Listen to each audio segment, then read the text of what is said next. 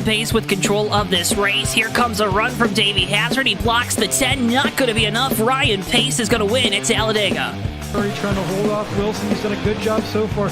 Wilson, one last desperate attempt to the bottom. He won't get there. Nick Curry wins at Bristol. Coming out turn number 2, coming down the back straightaway here. Looks like he's in a class of his own right now. Merzlak, one final time, get around the 55, big time send. He hits the wall, he hits it, he gets the lead, but can he hang on to it? Oh my goodness, he made it to the line! Big push down the backstretch is going to give him a good run through the corners. A little bit follow from the 1. A little bit of contact there for second, but coming to the line, Toby Roberson's going to take home the checkered flag and victory here from the new Atlanta Motor Speedway.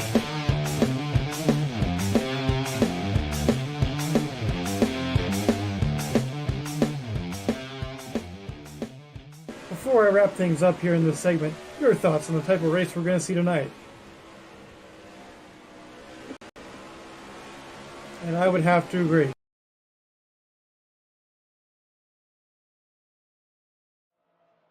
Ladies and gentlemen, boys and girls, children of all ages, welcome to tonight's feature presentation of the Bomb Squad Racing Cup Series presented by Voiles Trucking live on JTN. Tonight we head to the Darlington Raceway for 129 laps of wheel-to-wheel, door-to-door racing action. As always, I'm your host, JoeTowNetwork. Joining me up here in the booth tonight, the one and only Mr. Joseph Weaver.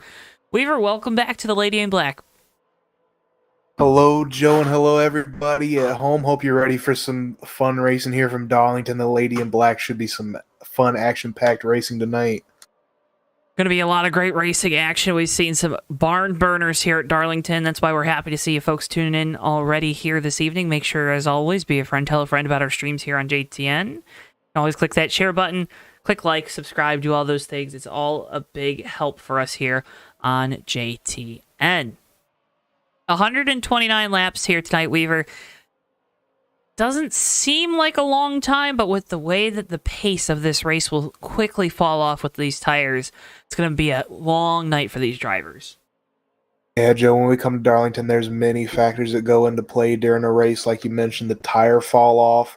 Might see a couple yellows here and there. And overall, just the pace of the racing here, are going to be some hard, close battles. These cars are like magnets when it comes to racing here at Darlington. We heard these drivers, they can go 36 laps on a tank of Sunoco fuel, but will the Goodyear tires hold up? That will be the question. Who manages their tires the best? We saw last week at Dover, tire strategy, or not last week, 2 weeks ago at Dover, tire strategy was important. Last week at Kansas, tire strategy was important, and it led to a photo finish where Danny Hardy got the victory. Hardy got the victory last night in the Truck Series, going to be looking to go 2 weeks in a row. 2 nights in a row with a Truck Series and a Cup Series win. Can the 03 do it again here tonight, Weaver? I don't know. He's definitely one that we're going to have to keep our eye on throughout this race. Somebody who's definitely strong, especially at a track like this. I definitely think the odds are in his favor, but there's a lot of good cars out there tonight, Joe. The Tyler Mallon, Magoo out there in chat. 2 drivers that we'll expect we're going to see out there on track tonight. Welcome in, boyos. And again, folks, can't thank you enough, as always, for tuning in here to JTN. Again, be a friend, tell a friend. Make sure you tell us who you're rooting for in chat. We always like to see who's got fans out there in viewer land. And Weaver, it looks like we've turned the page over to happy hour. Why don't you take us through tonight's starting lineup? With pleasure, Joe. Starting on pole position, it's going to be the 18 of Tyler Mallon. He set a time of 28.289. Outside row 1 is the 022 of Jason San Diego. Row 2, we have the 088 of BSR Greg Lovell and the 011 of Steve Grant. Row 3 is the 28 of BSR Mac Daddy and the 103 of BSR Nelly. Row 4 is the 4 of BSR Silver Bullet and the 22 of Rick Craddock. Row 5 is the 21 of Randy Waugh and the 66 of BSR Terry Scott. Row 6 is the 8 of Cody Luke and the 54 of Robbie Nices. Row 7 is the 41 of Denny Carroll and the 49 of BSR Brain Fade. Row 8 is the 03 of BSR Danny Hardy and the 68 of BSR Brian Voiles. Row 9 is the 193 of BSR Ricky J and the 144 of BSR Magoo.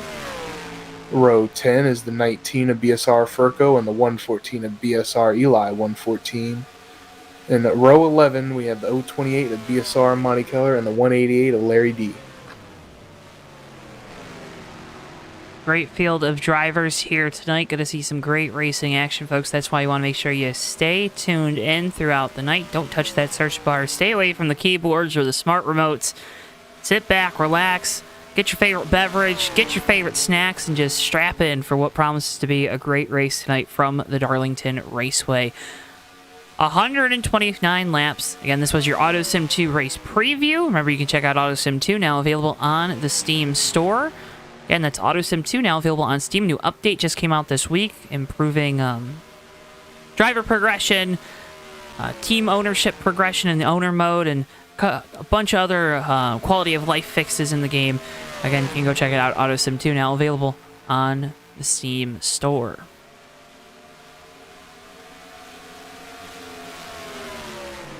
Danny Hardy's got that Dale Earnhardt 03. It's throwback week, Weaver. Not a lot of throwbacks here tonight. Let's try to find... I don't know if he's out there. There he is. Silver Bullet tonight, celebrating a birthday, so a happy birthday to Silver Bullet, but bringing out the Grizzly car tonight, one of the classics. Had a fan vote down in the garage area for what they wanted to see on the car this week. Grizzly car. The blue Grizzly car took home the victory over the green and orange Grizzly car. I think they went with the right one there. Hey, Greg, Kathy, Bobby all tuning in. Welcome in, folks. Can't thank you enough for watching.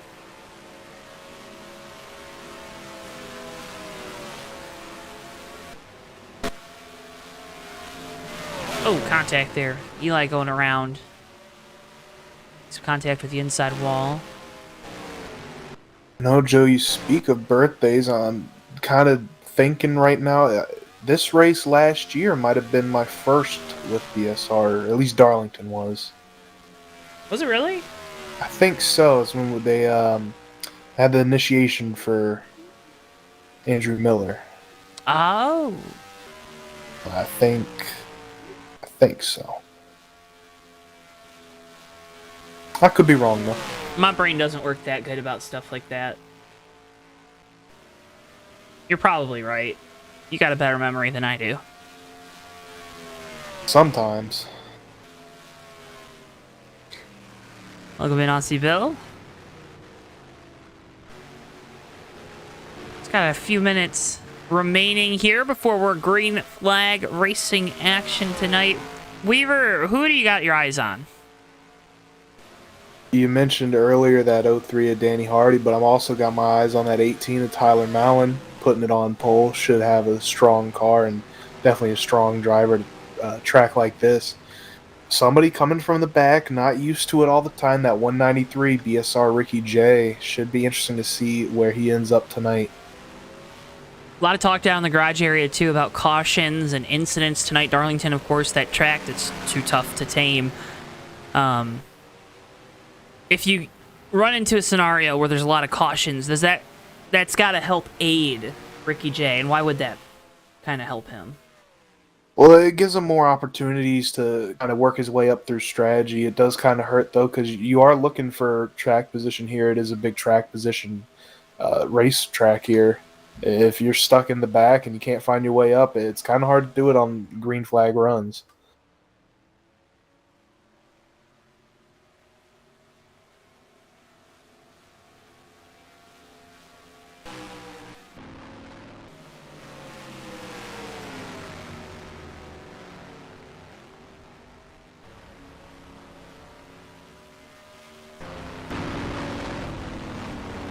AJ Greg Lovell having a little disagreement here on pit lane.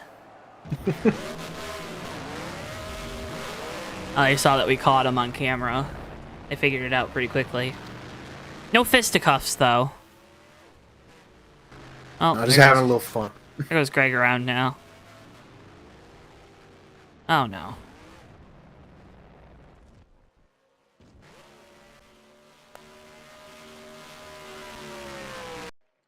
All right. You ready for this? Cars getting lined up here on the pit lane as we wait command to get engines fired from Darlington Raceway.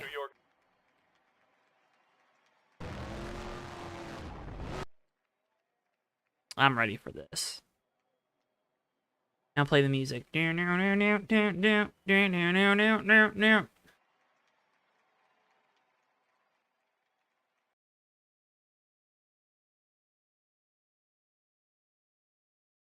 Folks, Weaver's in a serious mood tonight. This is scary.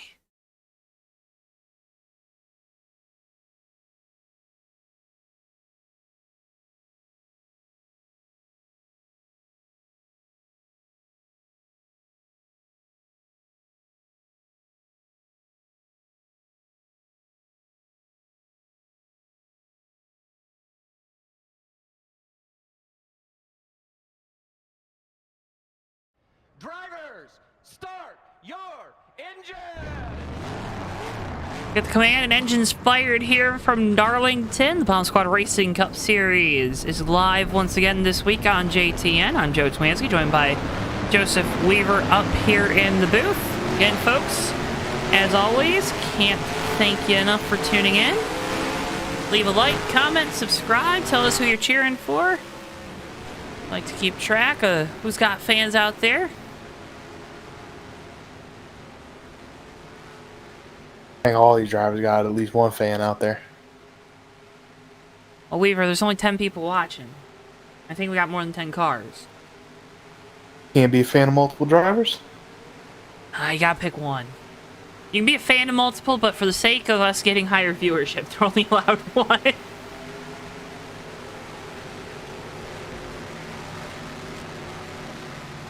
You know. That's the promoter in me, at least. No, I get it for sure. Tyler Mallon rolling off on pole. Jason San Diego to the outside, who had such a fabulous run here last fall. Came up short in that race. Going to look to rectify that. Greg Lovell there with Steve Grant in the number 11. And old Mac Daddy rounding out your top 5 here to start. Again, 129 lap Bomb Squad Racing Cup Series race here from the Darlington Raceway.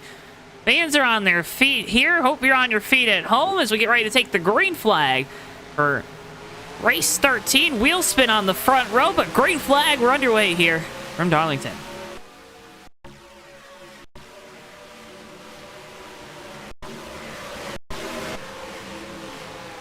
Wheel spin, something you could probably expect to see a lot here through the restarts tonight. Everybody making their way. Oh, we got Danny Hardy. Is that down towards the wall back there? He's around down the back straightaway. No caution.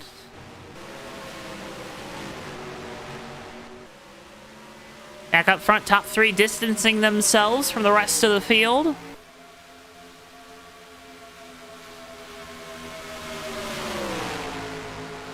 Last week, it was an early yellow involving Danny Hardy. Went on to get the win. Difference here being he got a yellow for that last week. No yellow here. Going to put him in a bigger hole to try and dig out of tonight. Replay what happened with the 03. See if there's any contact. I think he's just going to get loose here off the corner, Weaver. Maybe checked up for something in front of him, but caught the end of it live. You see, just no contact with anyone, just went around.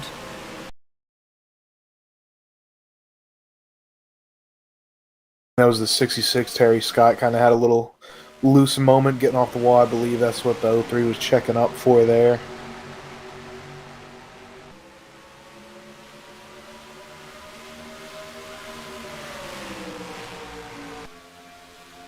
Everyone playing nice here at the front of the field. Single file. Tyler Mallon with the lead. Jason San Diego sits there in second. You talked about Tyler being one of those drivers that does a really good job of setting the pace, right? And not running the tires too hard, not running the car too hard, not using up what he's got. For these drivers behind the 18 right now. Oh, we got one on the wall in 4, Joe. 41 and Denny Carroll around in turn number 4. Get it back going in the right direction. Let's try to see what happens here. I think he's just going to go around by his lonesome on entry turn 3. Yeah, just getting loose on entry, like you said, Joe, and then ends up going around up in the wall. Everybody doing a good job. Yeah, it was BSR Eli there with a real close call. Whoop.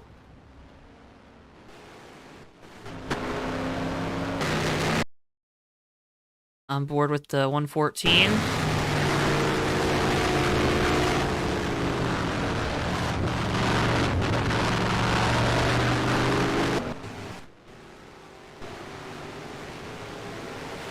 Expect the entire field to come down pit lane here. Yeah, they ran, what, 4 laps at speed? Yeah, about 4 laps.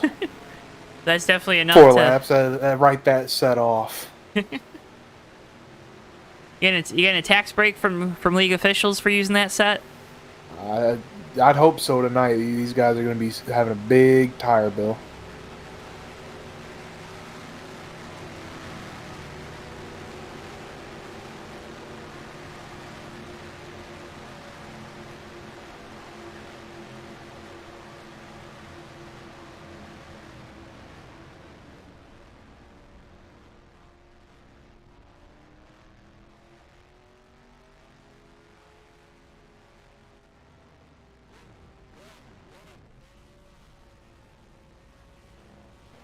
South pit road, Mac Daddy, 2-tire call, gets him off pit lane first. And we'll stay the same as we came down. Talked about Ricky J in the 193, maybe some early cautions helping him rise up through the ranks. Already believe he's going to be up inside the top 10 here for the restart just about, Weaver. So already making good progress behind the wheel of the 193 once again this week.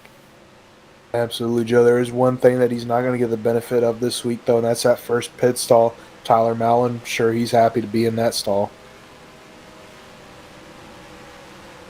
Nelly in the 103 with a speeding penalty. Gonna have to drop to the back of the pack.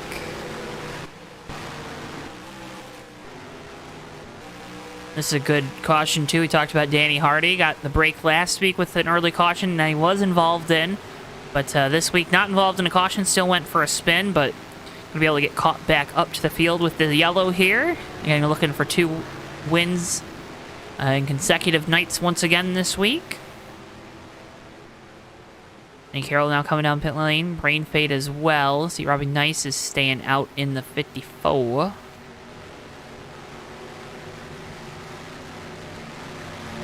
Would expect him to come down pit lane. Staying out, trying to get that lap led. Yep.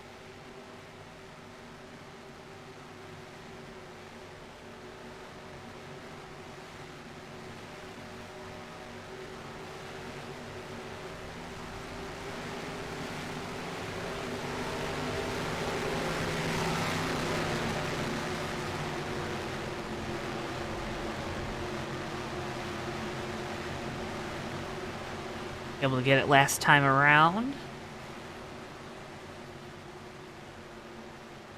So, Weaver, there was someone else in this chair last week. I wanted to ask you for the folks at home. Was that awkward enough? Was that weird for you? Nah, it wasn't awkward. It wasn't weird. Okay. Did you miss me at least a little bit? I did, but I knew you were here in spirit, so... I was also physically there too, right? Yeah, just a little bit. It was like there was a ghost in the room. You can catch Weaver and Chris Pickett on the call for this Saturday's Gordo 400 Memorial Race for admin. We recently lost at Open Speedway, Gordon McCulloch. You can catch that race 4 p.m. Eastern Time Saturday afternoon from Daytona. Gonna be truck racing there. Then it's the Mondays of Thunder Cup Series from Talladega Super Speedway Monday. That's not right.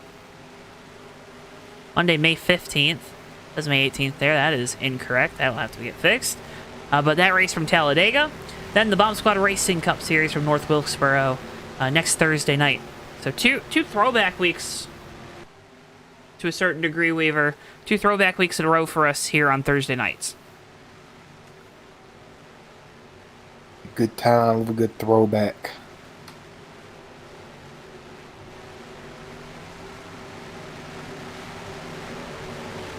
What's your favorite throwback for this weekend at Darlington? Oh, man. That's a good question. I think I really got to see him on track to make a definitive call, but there's some good ones out there.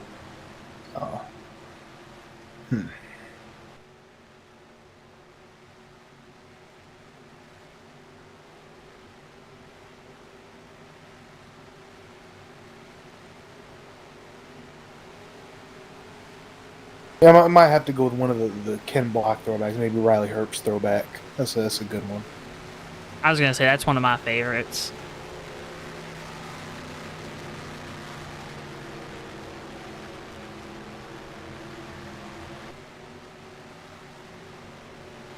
About Kyle Busch, do you like his throwback? Oh, yeah, to that Auto Club win earlier this year. Yeah, I thought that was real creative. I like that.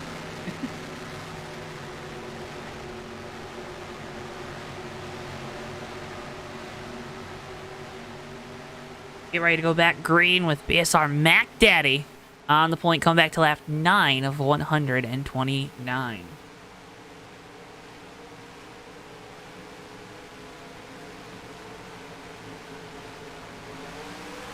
Green flag. We're back underway here from Darlington. Number 2 tires there from the 28. Malin already going to try to drop low and get to the inside of the 28. Wasn't able to get anything going that time into turns 1 and 2. We'll go through that first set of corners.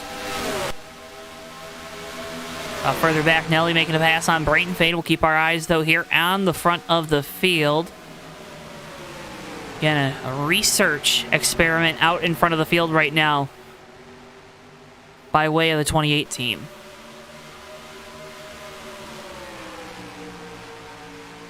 If there's any time to do some research in a race, it's early. You're going to have plenty of time to rebound if something goes wrong, but it doesn't look like it's going too wrong for Mac Daddy leading the field and pulling away from our second place runner Tyler Mount, who's now under siege by third place Jason San Diego.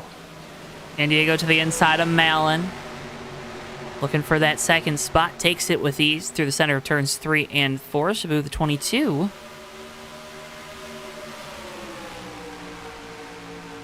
Up into spot number 2. Mac Daddy still leads.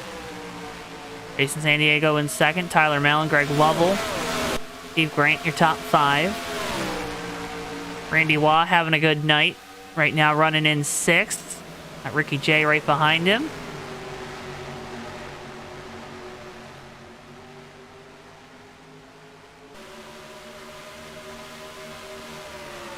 Welcome in, Billy.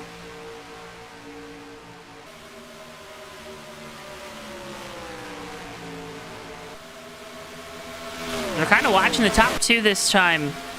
Weaver, I was going to ask you before we were so rudely interrupted by that first caution. Tyler Malin was leading. We know the 18's really good at conserving the tires, keeping the car for the long run. Was there an advantage for those drivers to be lined up behind him so they could learn something? Oh, we got a wreck in the back. I'm going to ask this question eventually. Brian Voiles involved, Brain Fade as well.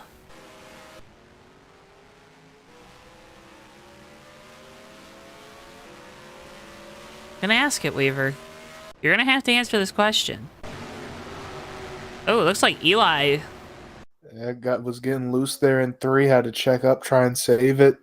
Couldn't. Drivers behind couldn't react fast enough. Brain Fade getting into him. Magoo slowing down there.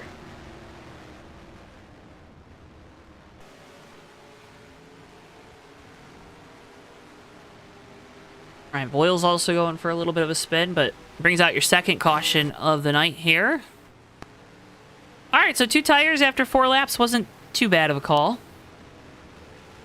No, not really. Jason San Diego was making up a little bit of time there once he got by the 18, but if you only got a few laps on your tires, maybe.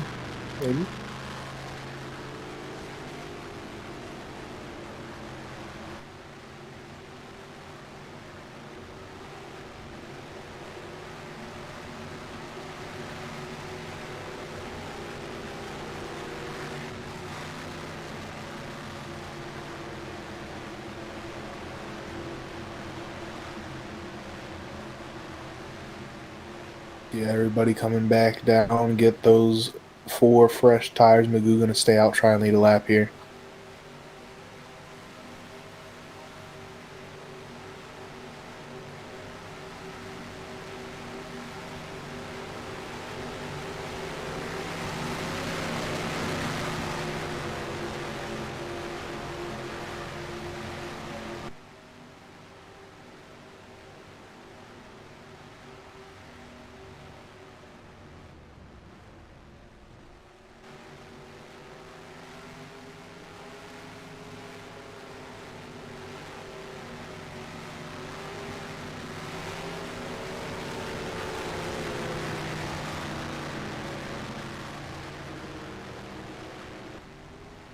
Tyler Mallon going to win the race off pit road. Mac Daddy there in second. Jason San Diego. So still a net gain for the 28 after the 2 tires earlier. Loses the spot here. We talked about how important that first stall was last week for Ricky J. It's already providing dividends for Tyler Mallon in the 18.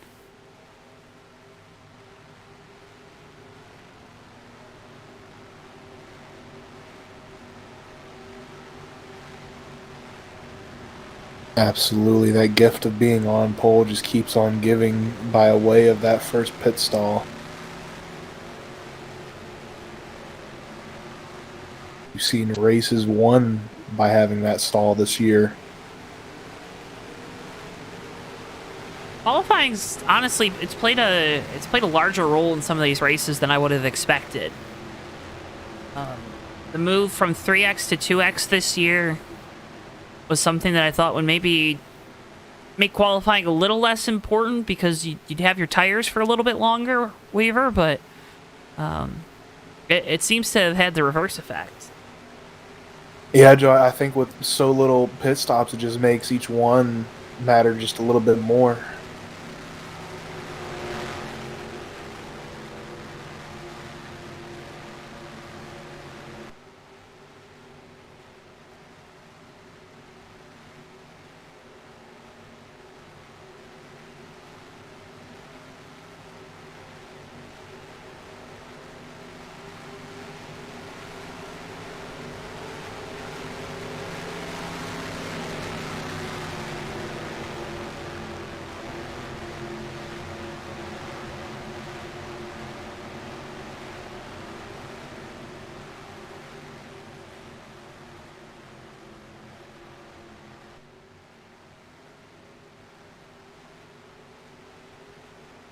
Enthralling conversations up here in the JTN booth tonight.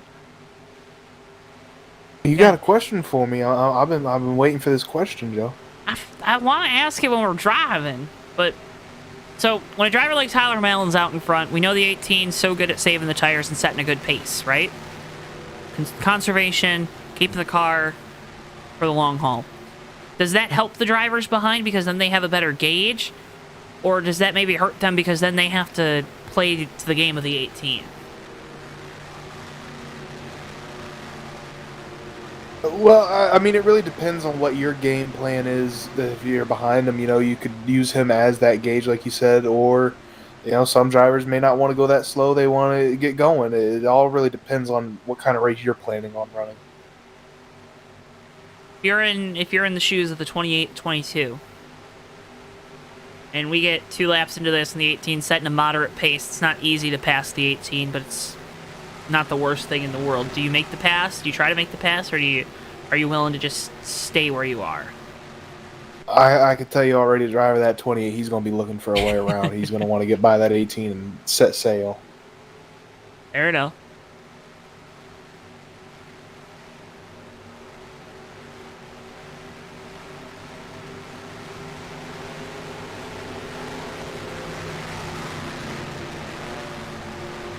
Folks, remember, a new episode of the Fake Racers podcast is now available over on JTN2. This week, myself, David Hazard, Matthew Steelman talked about all of the things from a wonderful race at Kansas this past weekend, including Ross Chastain's punch to the face, Noah Gregson, multi-groove racing, progressive banking, the finish. Talked about a bunch of silly season news like Legacy Motor Club's announcement that they're going to be switching to Toyota. A lot of great stuff over there. Go check it out. Fake Racers Podcast, now available over on JTN2.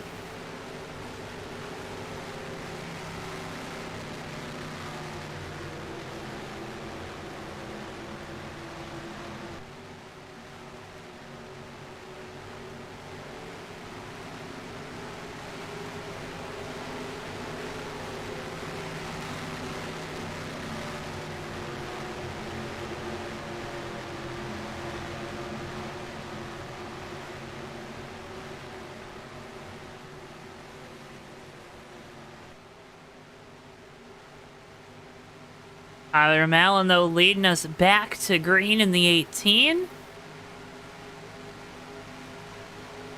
And away we go. Green flag. We're back underway here from Darlington.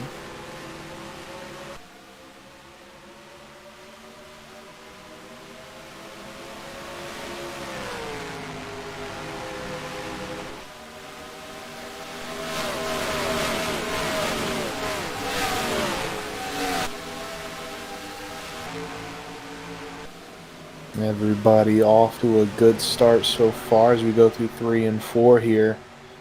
Tyler Mallon doing a good job leading everybody, setting a good pace.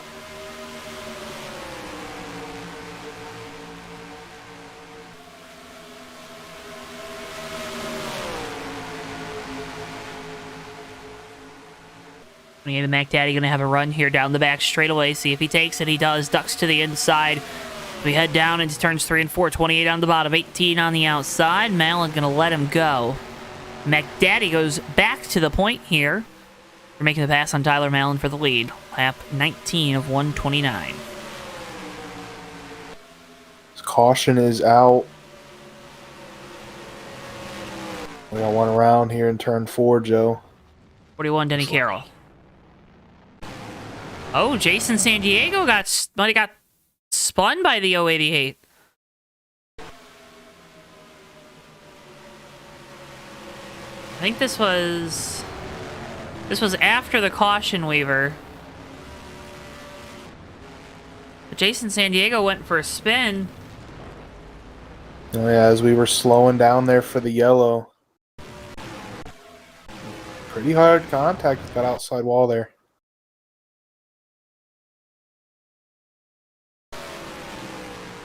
Replay with what happened with 41. I think Magoo gets loose in front of him, trying to catch it. Then he's slowing down, gets into the back of Magoo, and Brian Voiles just gets in the back of the 41, sends him for a spin. 2 red, white, and blue colored cars.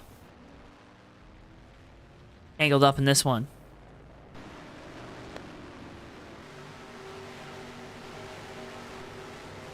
Back down pit road we go. McDaddy staying out. Steve Grant, Silver Bullet, also staying out. Robbie Nices in the 54 also. A little bit of a mixed strategy here. Mixed bag, if you will.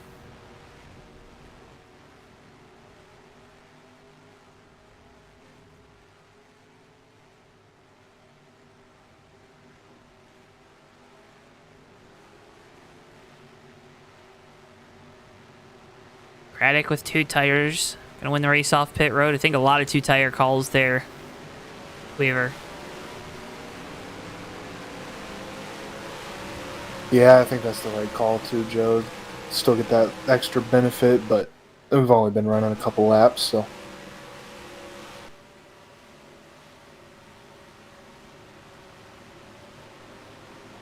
The Tyler Mallon gonna start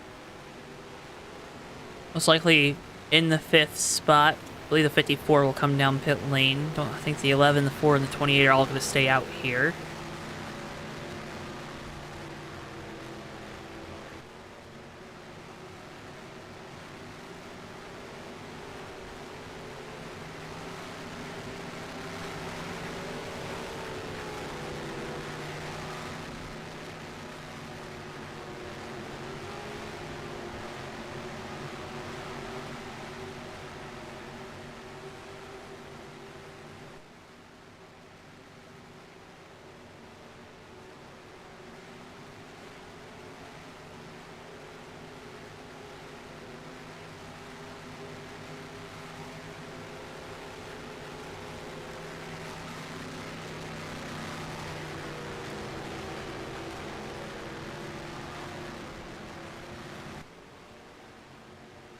Do we do like a NFL-esque schedule reveal for JTN every month? I mean, it'd be a lot of work, but it's something we could do. It would be a lot of work.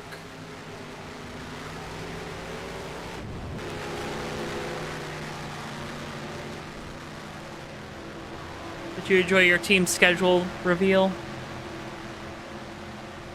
If they did something special, I didn't see it. All I saw was the schedule itself.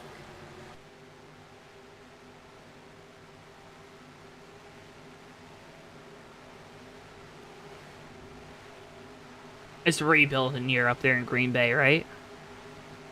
We're already rebuilt. Okay. I think you got to plan. You got to plan ahead for it, so it's already there. I see. Oh, they did like an infomercial. Looks like looking video. I'll have to check that out later then. Don't look at the Arizona Cardinals video. Sorry, Cardinals fans. You guys got no effort put into your video. It's Not bad. Don't have much effort on the field either way. Well, Snapchat.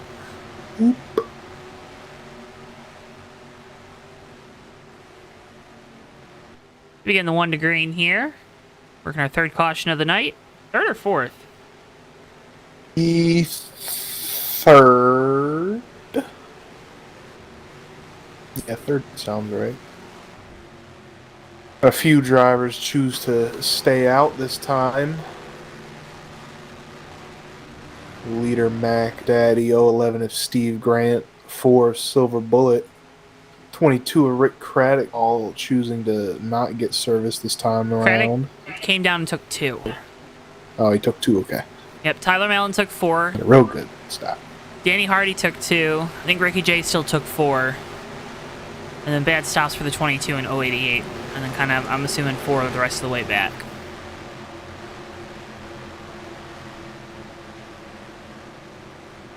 So top 3 out there on old tires. Well, we'll say older tires compared to some of the rest.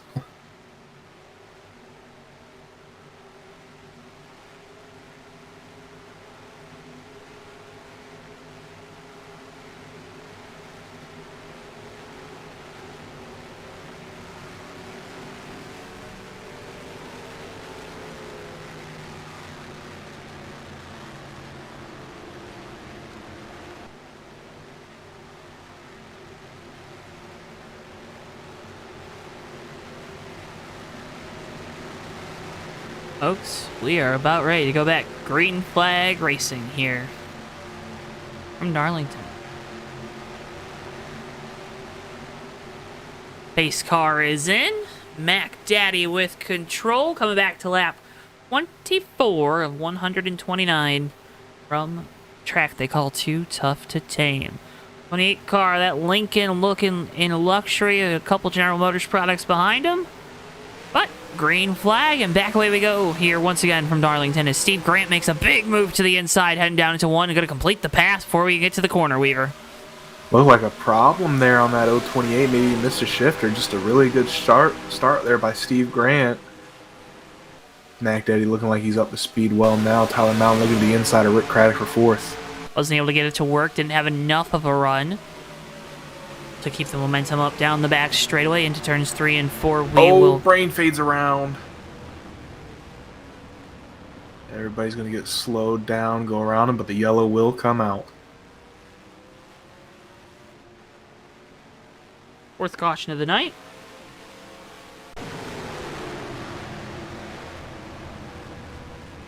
Just going to leave it by himself. It's a dangerous game you have to play with keeping the car, making the car loose, right, Weaver? Because it's going to tighten up as the tires wear out. And Absolutely. Not only that, Joe, just the way you drive 3 and 4 here at Darlington, you're really putting it on the edge and relying on that banking to keep you in control. And if you're going a little too slow or a little too fast compared to how you're used to, it really upset that car. See that a lot on restarts when you got a bunch of cars in front of you kind of checking up. You got to go a little too slow, really freeze the car up.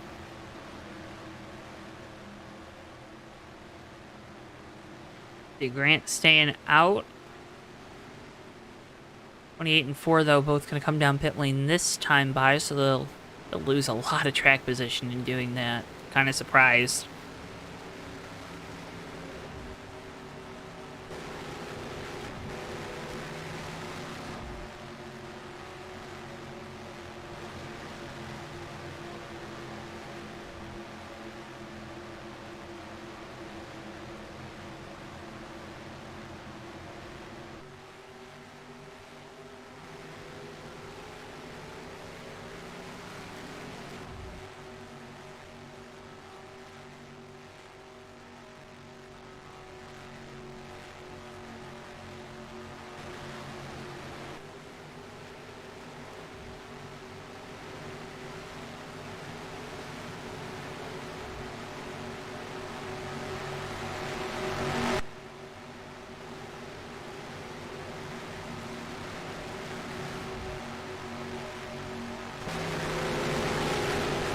Hmm.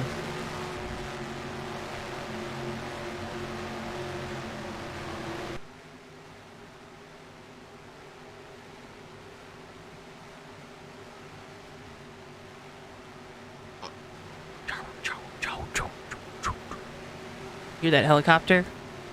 Mm-mm. No, you You got a didn't. helicopter? Yeah. They do not have limited sets of tires, Greg. They can come down as many times as they would like to put on Ford Fresh Mr. Feel Goods. Yeah, the big budget.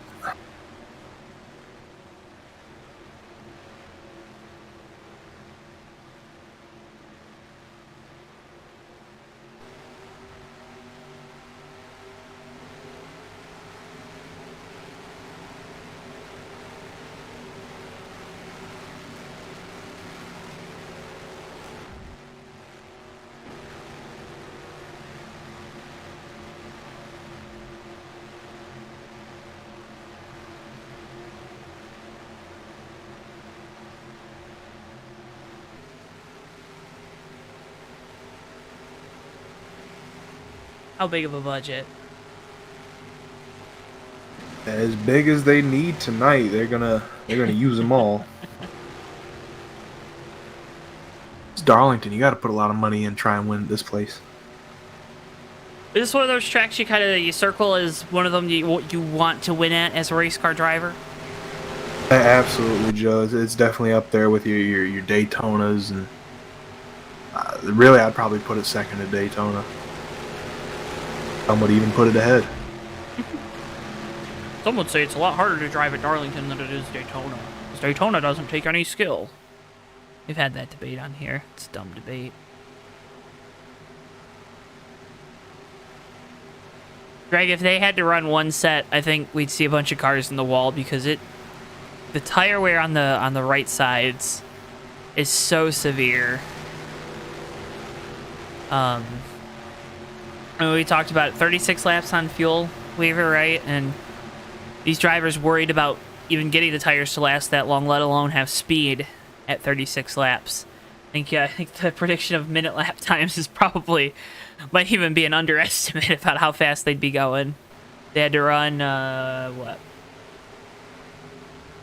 63 laps on one set.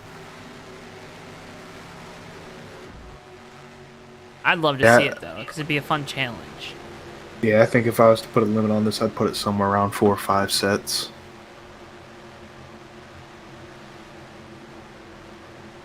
There are some NR leagues that do that. I know our friends over at Fast, they do tire limits, and then iRacing, you can physically set tire limits in your session. Yeah, I think an NR just comes down to a matter of whether you want to put in that effort as an admin. Is it worth it or not? Yeah, maybe not. I don't know. I do like iRacing though, how it is integrated where it's monitored by the game. The game tells you got this many sets, you put that many on. You don't. Perfect.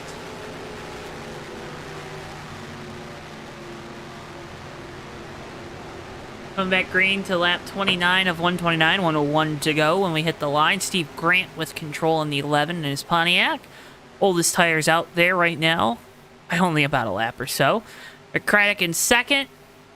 Tyler Mallon, Danny Hardy, Ricky J, your top 5. Into the restart zone. And back away we go. Green flag once again here from Darlington.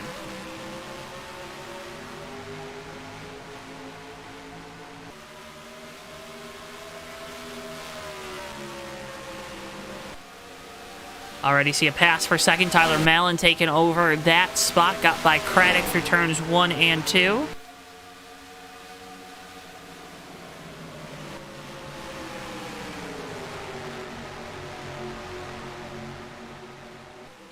These drivers try to get some heat and some grip into these tires. That always such a struggle on these high wear racetracks. Mallon to the lead. Danny Hardy with a brush to the wall there on entry of 1 and 2. Gonna lose a spot to Ricky J. Ricky J gonna move up into 4th.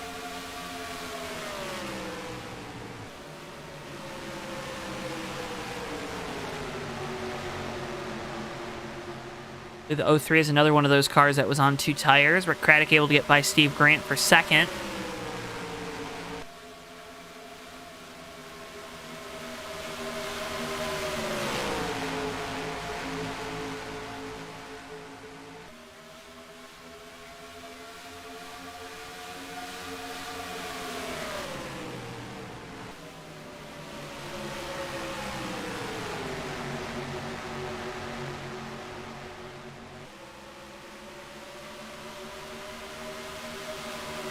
Ricky J going to be looking for that second spot now to the inside of the 22. Got 2 tires on the apron, and Ricky J, that Voiles Trucking forward weaver, it's coming back to the front. That it is, and hunting down that 18. I believe Tyler Mallon noticed the advances Ricky J was moving because he was starting to pull out a gap there from second place, Rick Craddock.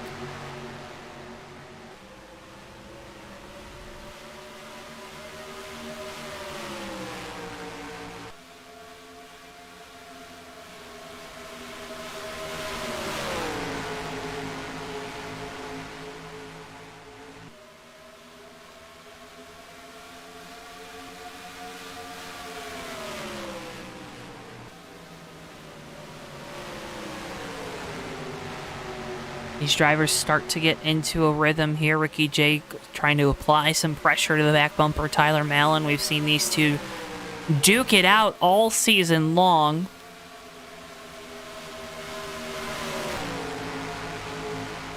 That time Tyler was really able to send it through the center of the corner. Ricky J not able to pull back to the rear bumper. That 18 car looks a little more stable in 1 and 2 than the 193, but Ricky J does a good job down in this set of corners of trying to close that gap back. Yeah, it definitely seems to be. Oh, we got one around. I believe that's Denny Carroll in turn 4 again. Caution is out. 5th caution of the night. 41 goes for another spin. This one all by his lonesome weaver. Just getting loose there through 3 and 4, the real tricky part of the track. Once again, everybody doing a good job getting around.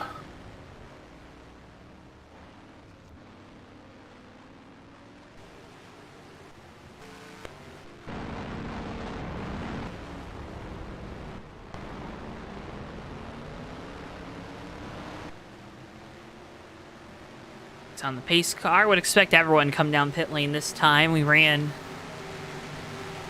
a good amount of laps there. 4 fresh Mr. Feelgoods will probably feel really good.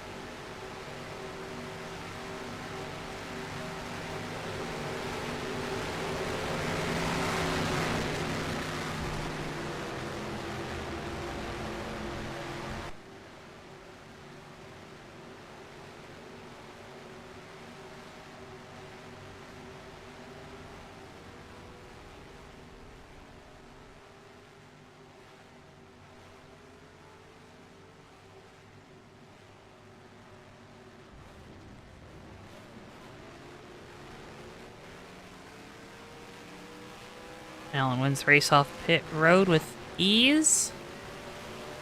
McDaddy out second.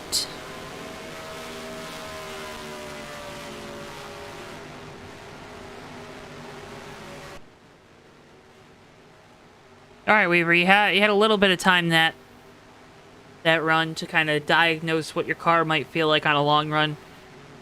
Do you make a big swing if you weren't comfortable, or do you still kind of try to stay pat and hope that maybe you just had a bad set of tires? I mean, if it had some big glaring issues there, I might try and make a couple swings at it, but I still don't think we've had too much of a run, enough to really diagnose a full, somewhere I'd want to make a big change just yet.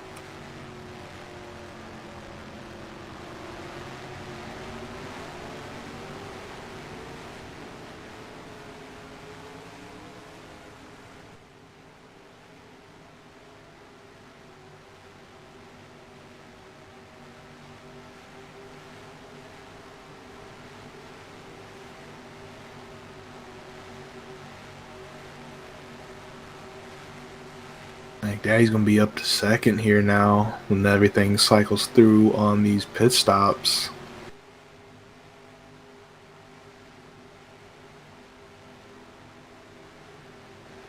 And back up towards the front.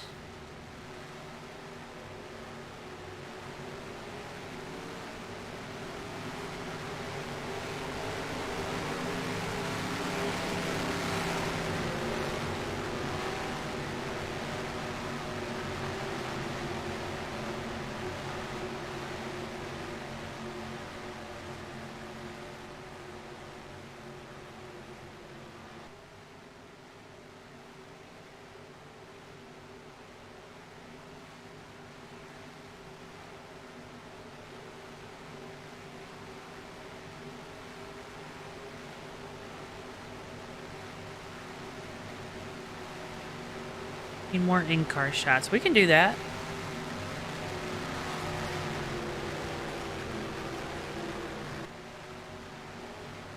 Do that when we get back going here. Get a good view of how these drivers are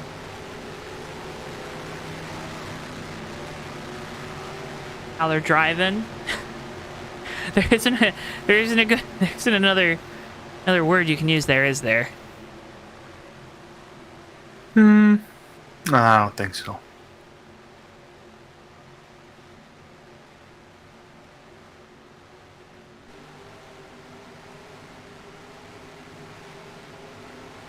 Remember, folks, got a great schedule coming up. Ordo 400 this Saturday, 4 p.m. Eastern Time from Daytona. Then Monday night, it's Mondays of Thunder from Talladega for playoff race number 3. And 1 week from tonight, we're back here, May 18th. Bomb Squad Racing Cup Series from North Wilkesboro. Those races and much, much more, of course, live right here only on JTN.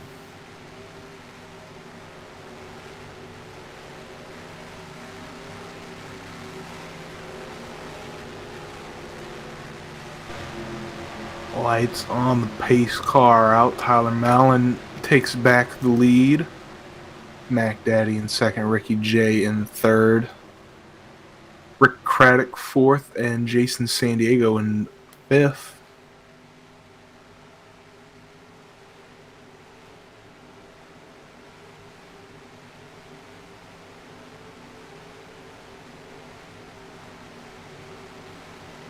Only 91 laps remaining. So most likely 2 more pit stops if we get going green here.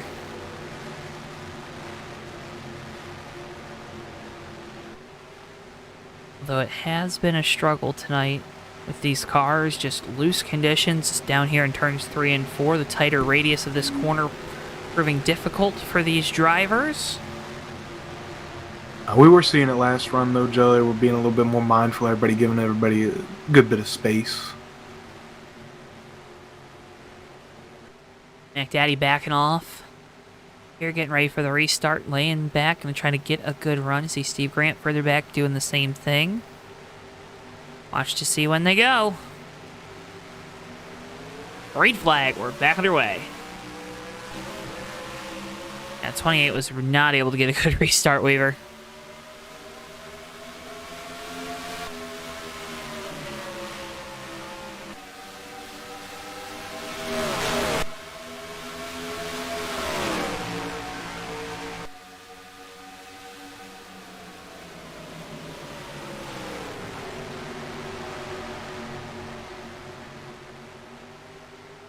Caught back up to that 18 of Tyler Mallon now, though.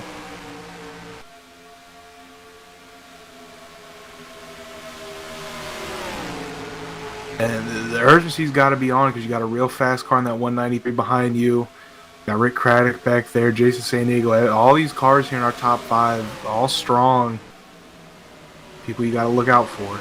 Tried to use the same move that he did the first time when he got around Tyler Mallon. Did Mac Daddy there in second. Ran really high through turns 1 and 2 and tried to get a good straight shot off the corner to get some momentum, but going to let Ricky J on by here. So the 193 scoots up into second. Mac Daddy falls back to third. Again, 2 tires on the 18 and the 28 after that set of pit stops. 4 tires everyone else. So we'll kind of see how things play out there. Both the 22 cars battling. That's Jason San Diego in the 022. And then the 22 of Rick Craddock there in 4th. And they're battling for that position as battle for the lead is on. Ricky J to the inside. And completes the pass. Squeak on by before we go into turn 1 there. Tyler Mallon probably giving him a little leeway on that pass. Still early in the race.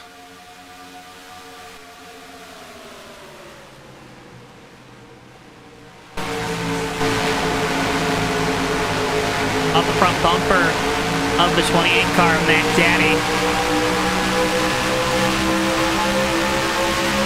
And off the roof, you can see just the difference in the lines and the approaches. You see the 18 gets really, really low. The 28 stays a little more consistent. A good run here through the center of the corner. It's blocked, though, by the 18 of Mallon. Head back down the back straightaway. Yeah, when you're mid-corner like that and you're realizing you're getting that run, it's really hard to make a move. It's too easy to upset the car and wreck yourself trying to make an evasive action mid-corner here at Darlington. Kind of just have to back off, give a bump. Get a view from the top of the 22, sitting behind the 28. So this is the 4th place car. Gonna make a pass to the inside. Mac Daddy falls back. He's nowhere to be seen. There he is. Oh my goodness. You see how scary that is for these drivers. Oh, we got one around. Oh, bunch of them stacked up in the wall. No caution. We're gonna keep it going. They all kept it straight. The little conga line into the wall in 3 and 4 there. I believe it all started with Nelly. And Nelly just got really loose, never went fully around, and then, as you said, just everyone decided to go ahead and go up there in the wall. Everyone backing down to make sure they weren't involved in or made a bigger incident. Good heads-up driving, but it's going to cost a lot of these guys.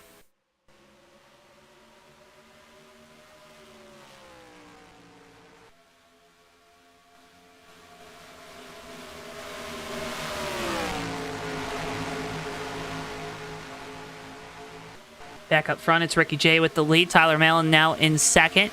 You saw the 28 Mac Daddy have issues. He's fallen back to 5th.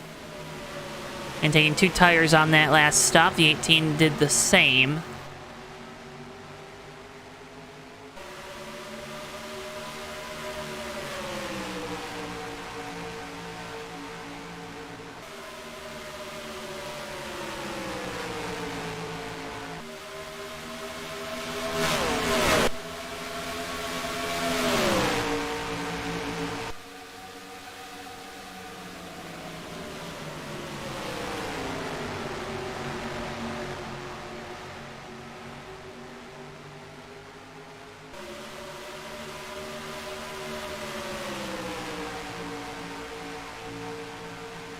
All right, Weaver. We've settled down now, and the field has been split in 2. As we got cars in the wall, 103.54, both up into it, but we're still green. Oh, the 22 just got spun by the 22 down the back straightaway. Rick Craddock around, heading into turn 3, comes back up the track. Caution, gonna be out.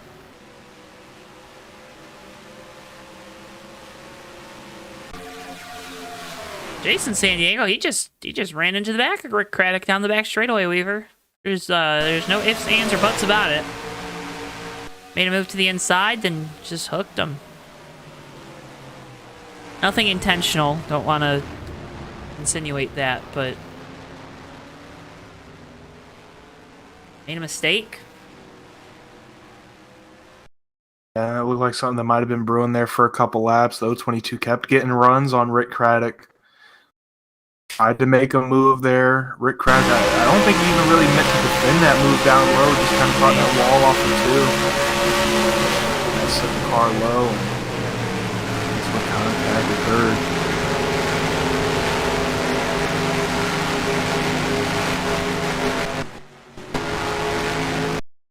Get a visor cam with the 20, with Craddock in the 22.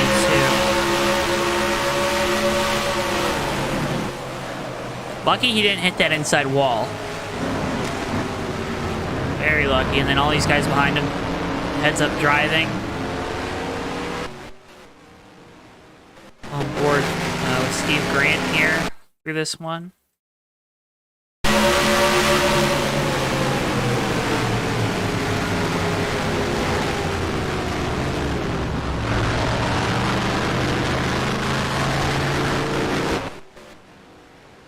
So 6th caution of the night out. Everyone, though, electing to come down pit lane.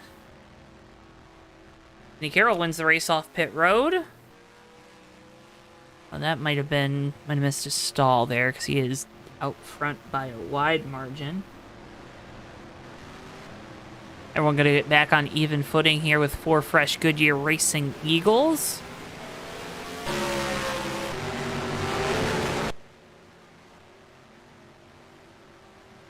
To work our 6th caution of the night, let's go ahead and get a word with our friends from AutoSim 2.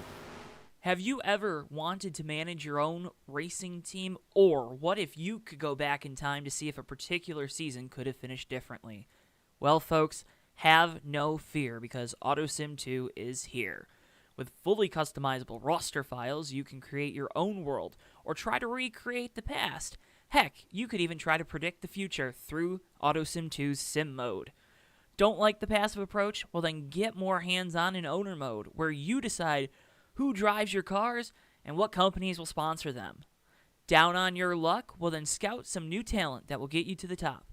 Already super successful? Try moving up the ladder or expanding to truly solidify your racing empire.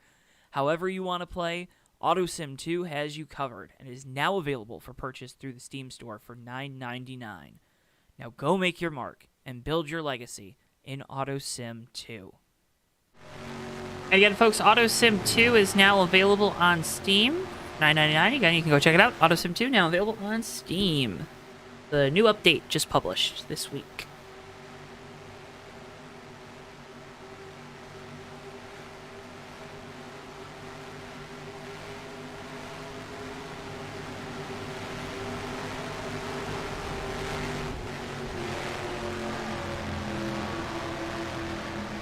Oh, now there's a train weaver. Exactly. That was actually very good. I try.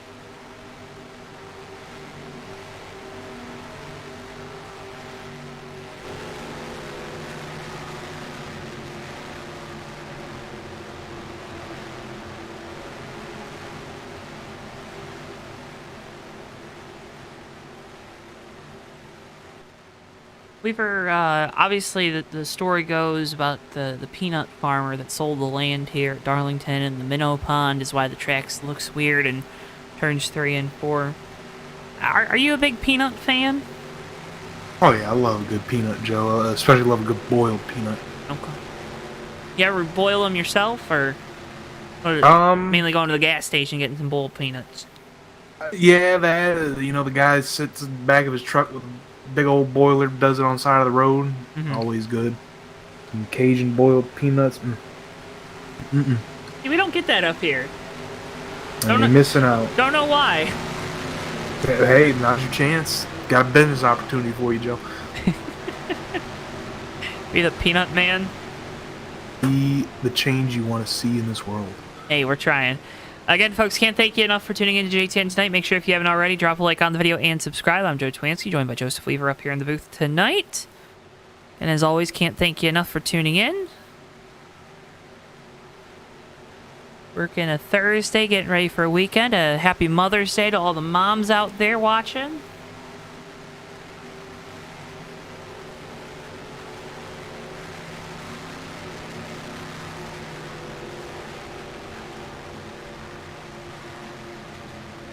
You get ready to go back. Green flag racing coming to lap 53 of 129.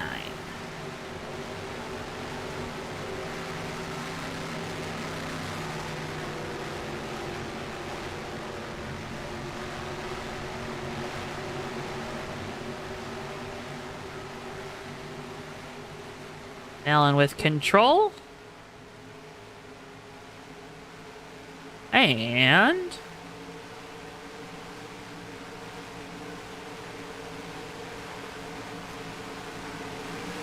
Back away we go. Green flag. We're back on our way here from Darlington.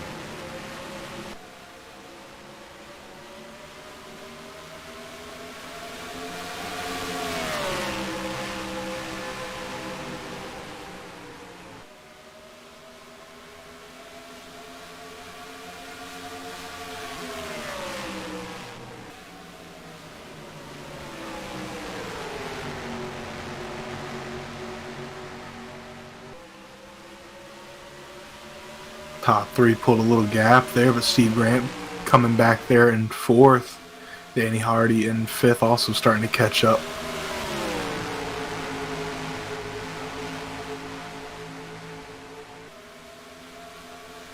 Everyone back on even footing here. Field very staggered this time, though, Weaver's top three are all underneath a blanket. Yeah, and everybody's starting to stack up behind that 18 of Tyler Mallon, out front setting the pace and trying to back it down just a little bit.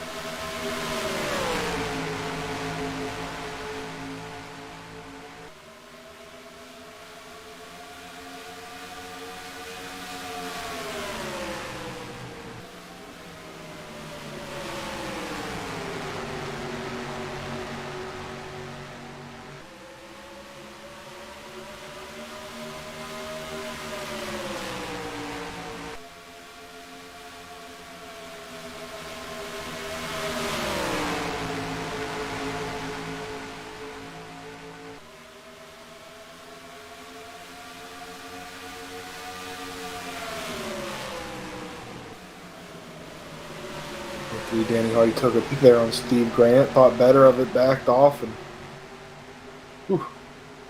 Yeah, Lost it a lot was of Craig time. there almost had a moment there going into three.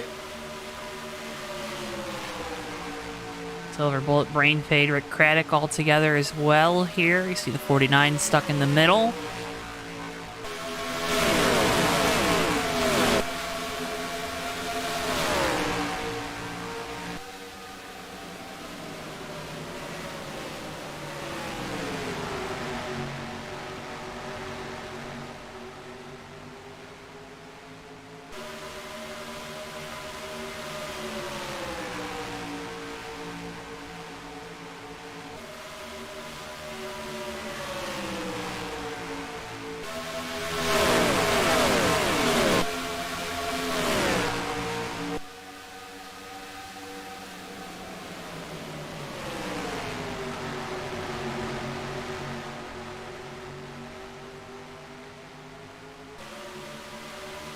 Ricky J doing everything to try to find a way around Tyler Mallon, who paces the field after starting on pole.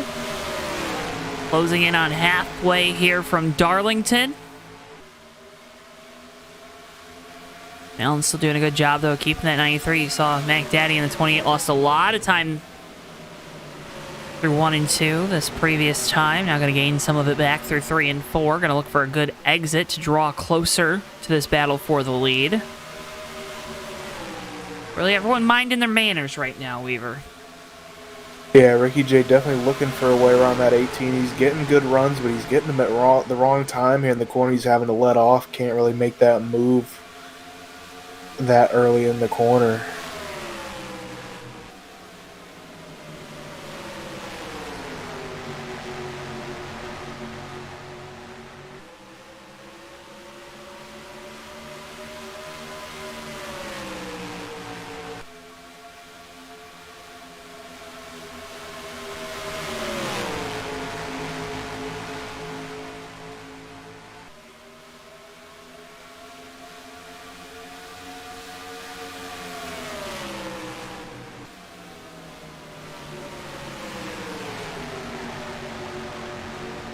Oh, Rick Craddock's around. He's going to nose it up in 3 and 4. That's going to bring out a yellow. Jason San Diego goes around as well. Those two, they've been in tandem all night long, haven't they? Yeah, even when they weren't too close together there, Craddock goes around. Jason San Diego's slowing down for the wreck, ends up getting turned. 22 just goes around by his lonesome. Again, we talked about it, loose conditions. They're going to bite him here.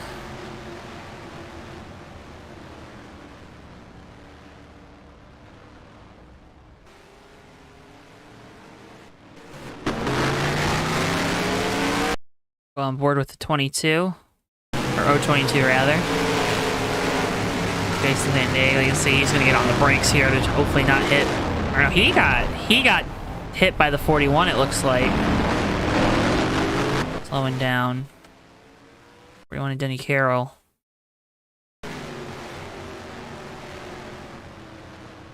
And Denny got loose slowing up for the wreck and got into Jason.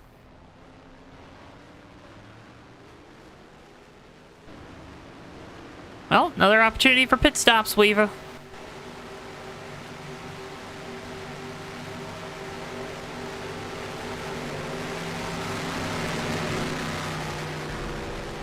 And everybody gonna come down here. Probably gonna take 4 tires. Was a decent little run there.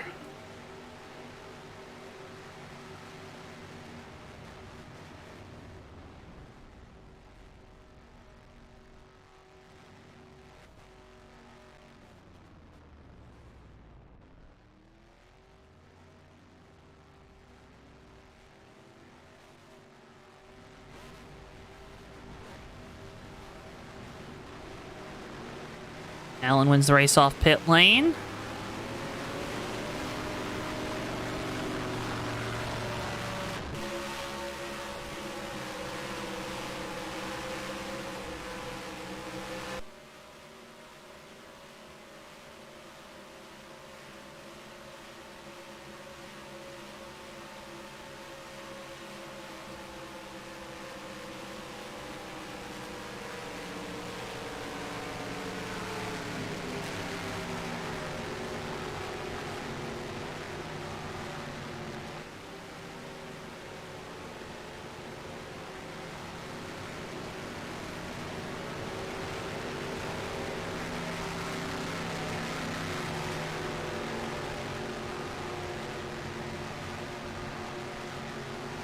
Alright, Weaver. Let's play a game. Let's do it. I want you to tell me what year a specific throwback ran here at Darlington. I honestly don't know some of these off the top of my head. So it's going to be fun. Alright, you ready? Okay.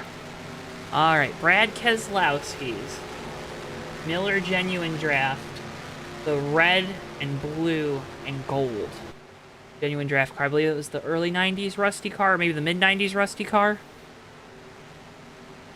Can I get one hint on this, Joe? Do you want a hint of, like, what do you want the No, hint to be? when did the throwback tradition here start? Oh, you don't remember when the throwback tradition started? Yeah, I forget. I believe it started 2015. Well, something in my head's telling me like 17 on that one. Ooh. Higher. Higher as in more recent or? More recent, yes. Ooh. At least I believe so. I'm checking my work right now, just so I'm not leading you on a... Yes, more recent.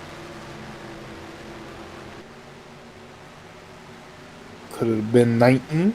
It was 19. Okay. As he threw back to Rusty Wells' 1996 car. Alright, what about William Byron's Jeff Gordon's DuPont Flames throwback? What year was that?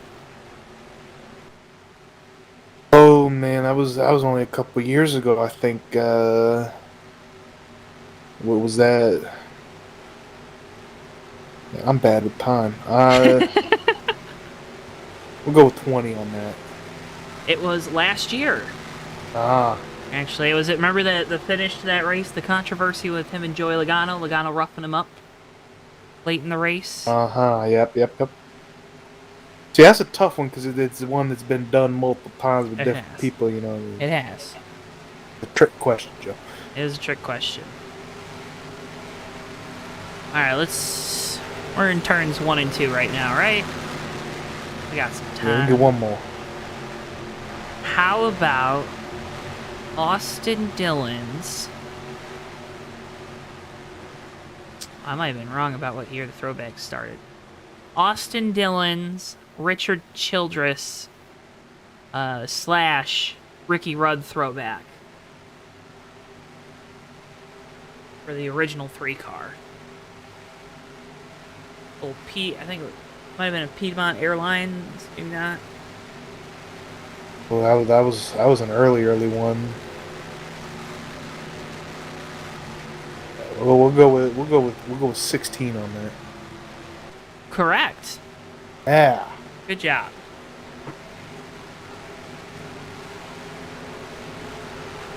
Hey, welcome back, Mark. Glad to see you out there in chat. Welcome back. Craig's saying every year to the William Byron one, so yeah. Yeah. That one's run a couple times. Byron only ran it last year. So get ready to go back. Green flag racing. Tyler Mallon with control just over halfway here from Darlington. Ricky J and Mac Daddy, your top 3. Green flag, we're back underway.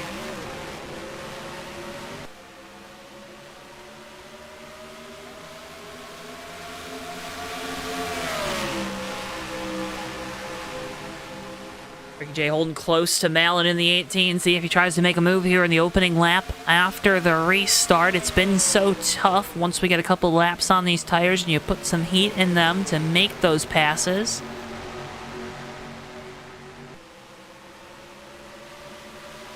Again, the 18 really strong in turns 1 and 2, Weaver, but you can just see that the 193 able to close the gap through 3 and 4. A little bit better. Could be Tyler Mallon just trying to back off a little bit, take that corner a little easier there. A lot of that has to come down to setup, though. Yeah, absolutely. Especially there in 3 and 4. You definitely set your car up for 3 and 4 here, and kind of hope it goes through 1 and 2 well. Why is 3 and 4 more important, Weaver? Well, you got to brake. You got to go get down in speed in 3 and 4. You just want your car to be handling better there. You want to be able to get back on that throttle quicker. Put the power down and get down that front stretch.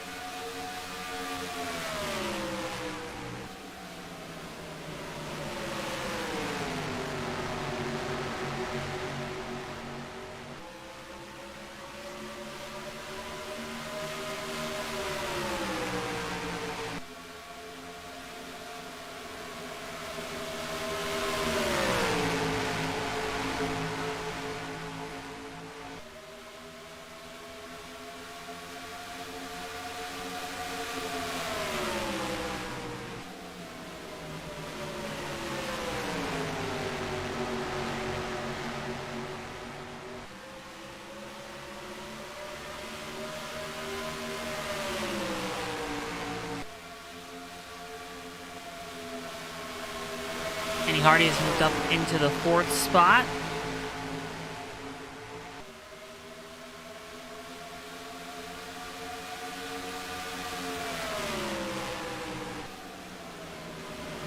Steve Grant now going to take over that spot. Hardy into the wall. Might have been some contact, Weaver. It definitely looked like it, if not very close to being contact there. And that's going to slow down Danny Hardy a lot. Looks like they recently had one go for a spin down the front stretch as well.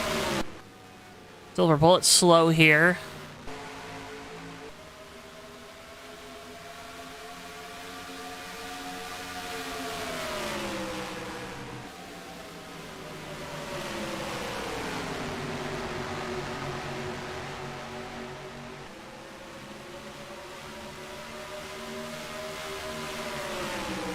Danny Hardy settling back into pace all the way back in 11th after that little kerfuffle. I like that word. Kerfuffle. Good one. It's fun to say. It's worth breaking out every now and then. Rolls off the tongue.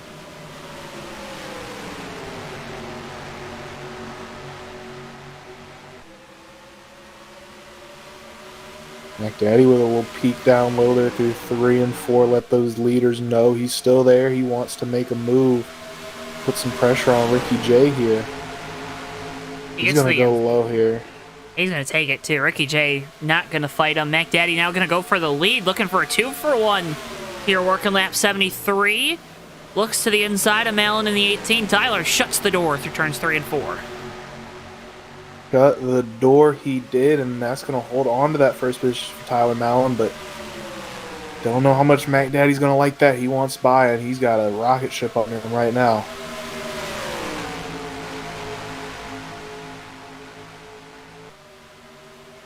Plants that car on the bottom through 1 and 2, and he gets the pass done this time.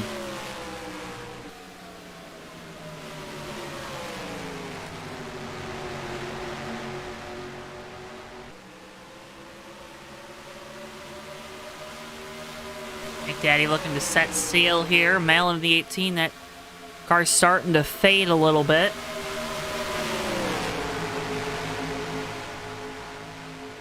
Handling woes maybe starting to play a role there for Tyler.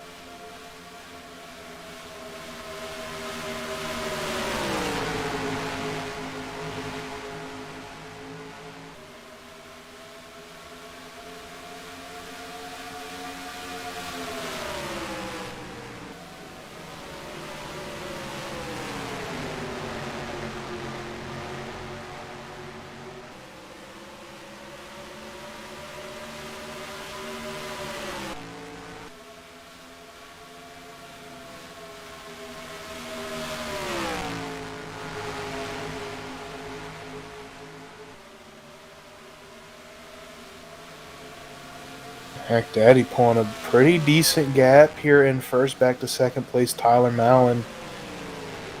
Not sure if Ricky J can or just choosing not to make that pass for second here.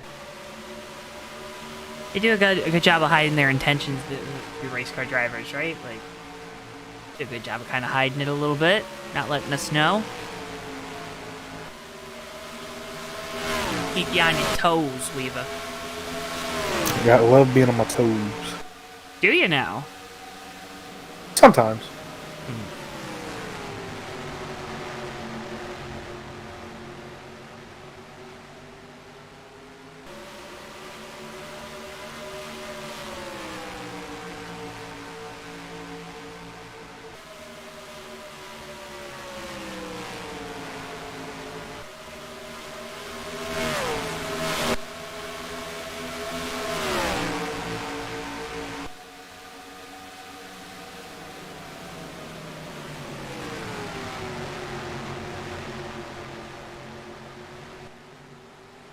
Mac Daddy leads the way in the number 28 Busch Ice Lincoln. Weaver just saw something happen. Yeah, 11 Steve Grant had a big moment there. All four got real loose. Was able to gather it up, though. He loses a spot to Greg Lovell in the process. He will fall back to fifth.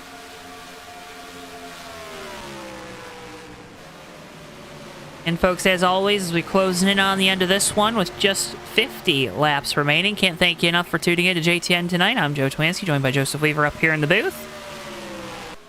Again, JTN every Thursday night is your home for Bomb Squad Racing Cup Series action.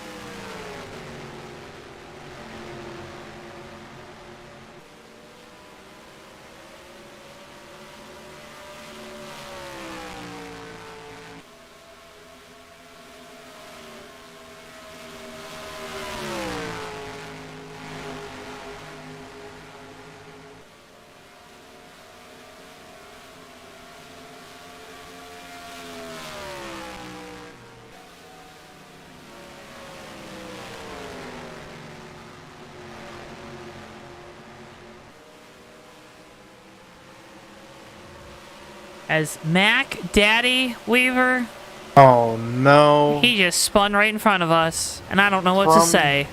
From the lead into the wall. The yellow is going to be out here. Oh, man. I wish we would have had a better reaction for that. But I'm speechless. Hard to believe he was pushing it hard, trying to build that gap, and We've seen it catch everybody out here. Turns 3 and 4, exit of 4, getting back on the power there, and just comes around on them.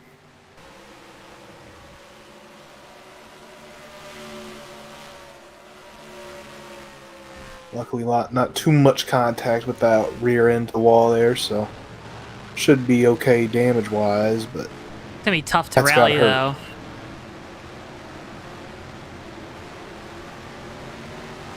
Also down a tire.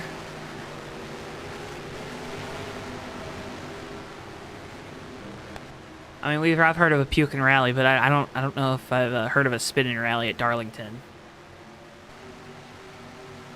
I've seen crazier things, Joe.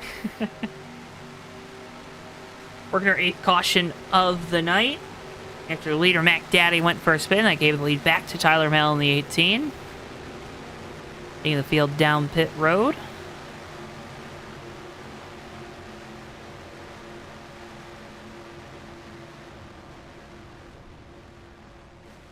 Everyone coming back down pit lane. 4 fresh Mr. Feel Goods and a bunch of Sunoco racing fuel going on in each and every one of these race cars here. As race off pit road is won by the 18, 193, 088, 022, and 66. Your top 5 off of pit road.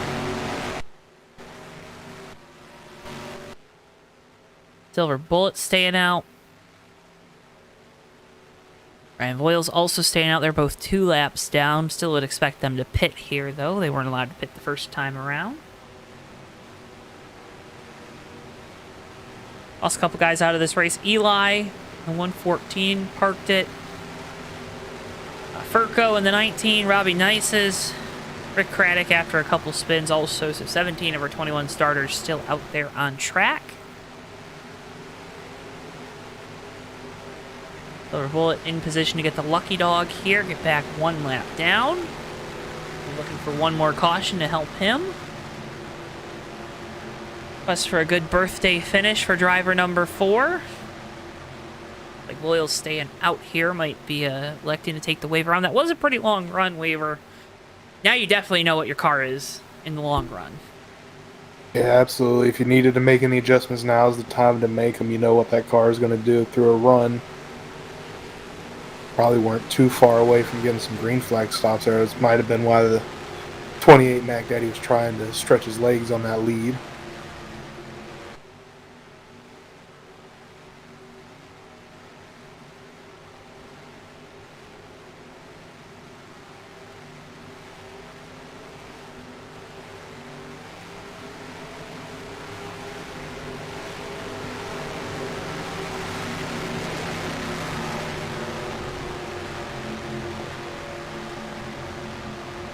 Magoo back in the 15th position, it looks like, Mark.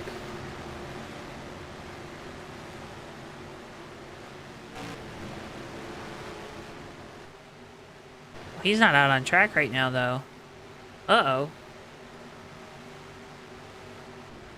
Where is Magoo out of this race? I believe so. Oh, no.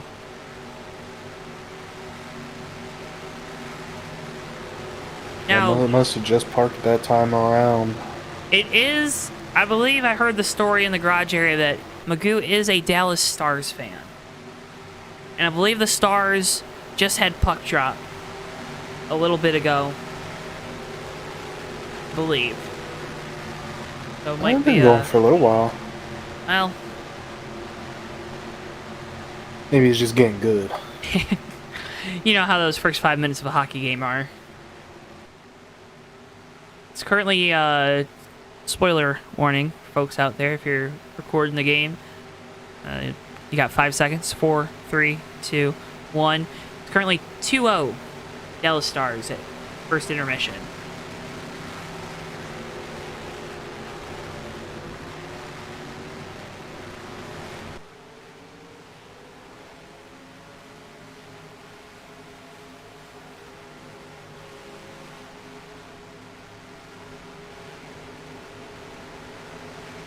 Why do NASCAR fans like hockey? Mark, I don't know if that's a joke Like if you're setting me up for a good punchline or if it's a legitimate question. Because I can give you a bunch of reasons why I like hockey. I have a feeling you set me up. So why do NASCAR fans like hockey?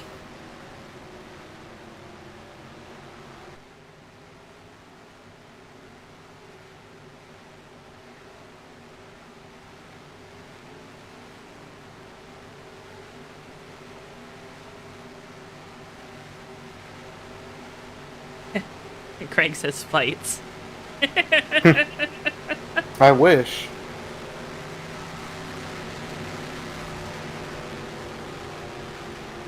As it Jordan Osterley got a game for the fight within the last minute of the Edmonton Vegas game last night, I think.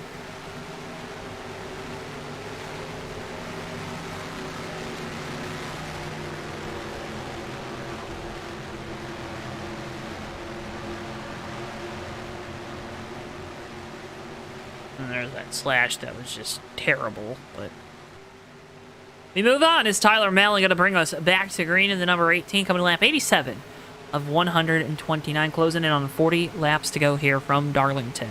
Going to need one more pit stop, even if this thing goes green, as we're back underway.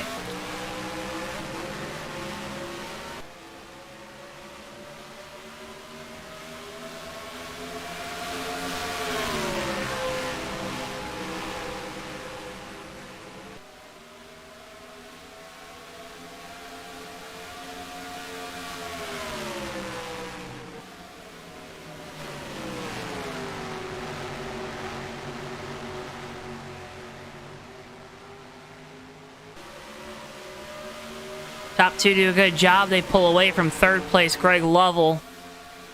In San Diego, Steve Grant. Top five have pulled away from sixth place Terry Scott. Gaps in the field starting to form. One driver we're keeping our eyes on, though, it's Mac Daddy in the 28 after he spun from the lead to bring out the most recent caution. Can he mount one more charge to the front? See Danny Hardy in the 03 had a big moment there off of turn number 2. Stuck to the inside of Randy Wall, wasn't able to get anything going. I think Mac Daddy might try and give it a lap or two here, maybe let the field spread out, make the passing a little easier.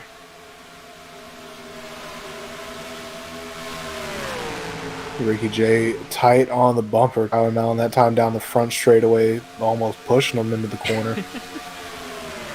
You don't want to push him into the corner, but, you know, if you maybe give him a little tap, he gets into the wall and you can scoot on by. That's not a bad thing.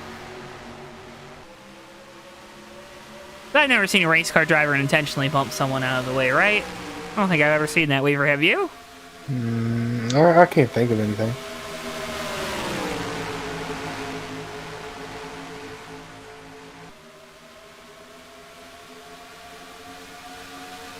Sixth place Terry Scott's reeled back in this top 5 here.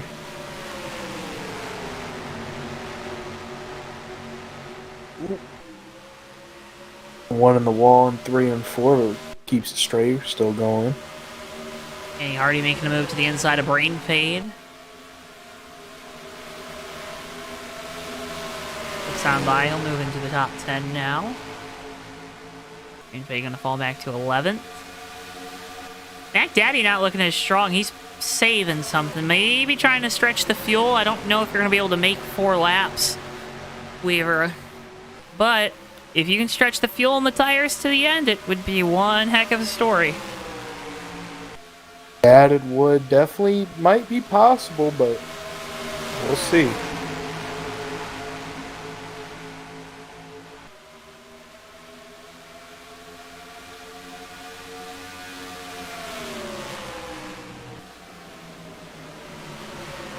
We saw tire strategy play a pivotal role in the finish to last week's race. It might do it again here tonight. Always a story here at Bomb Squad because we use these in-game tracks.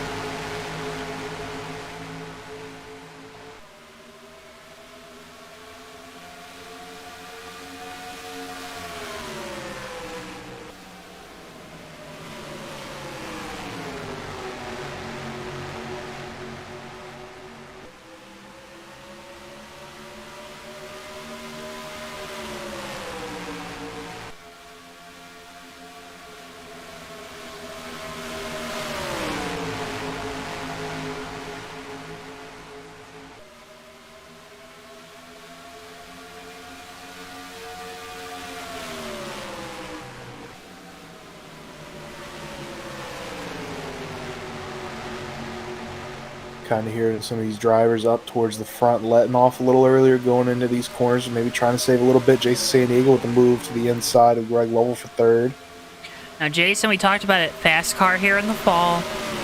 Well, at the end of the race, I believe, was involved in an incident, cost him a shot at the victory, but also was just aggressive throughout the race and did everything he could with a really fast Team Speedland Chevrolet to stay up at the front, stay in the lead, keep the track position. Haven't seen this 22 as aggressive, although the incident with the 022, or the 022, the incident with the 22 earlier coming to mind. Haven't seen him be as aggressive for the track position. Maybe a lesson learned from the fall race, Weaver, but doing a fantastic job right now riding in the third position. Yeah, absolutely, Joe. And that's what makes great drivers great. They have that aggression, but they also know when to, turn that dial up and down and bring out the aggression. Starting to see it here, though, making a pass, maybe looking to make a move on. Oh, no! Got loose off of turn 4. Going to try to come back up the track. Going to have to slow down, try to get in line somewhere.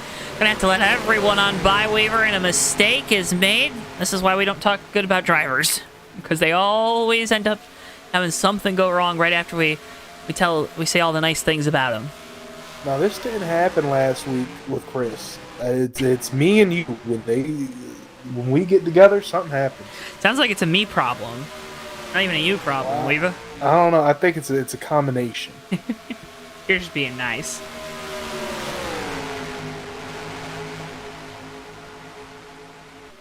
A tough break for Jason San Diego. That moves Greg Lovell back up into third. Top 3, starting to pull a gap on Steve Grant in fourth.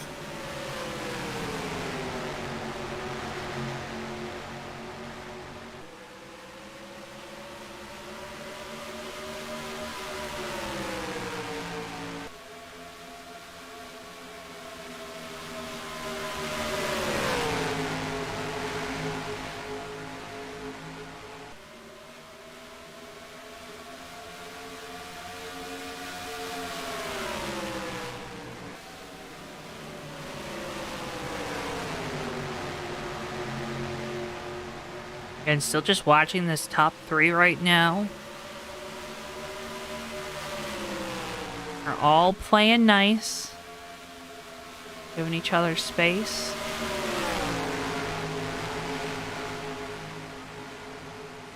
Oh, Steve Grant's up on the wall. Real slow up in that wall glue. Oh, the 21 just blew up, Weaver. Oh, no.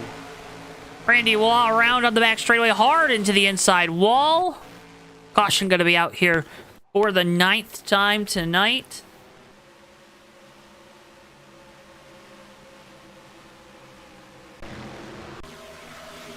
Weaver, his engine just went kaboom.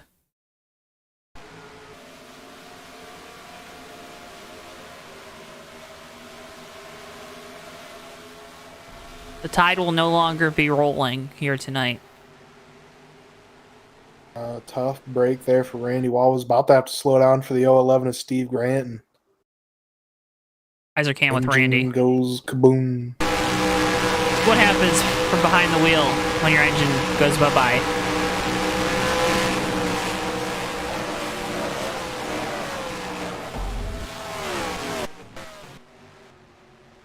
Randy Waugh joins a list of other drivers out of this race. Tyler Mallon, though, leading us down pit lane.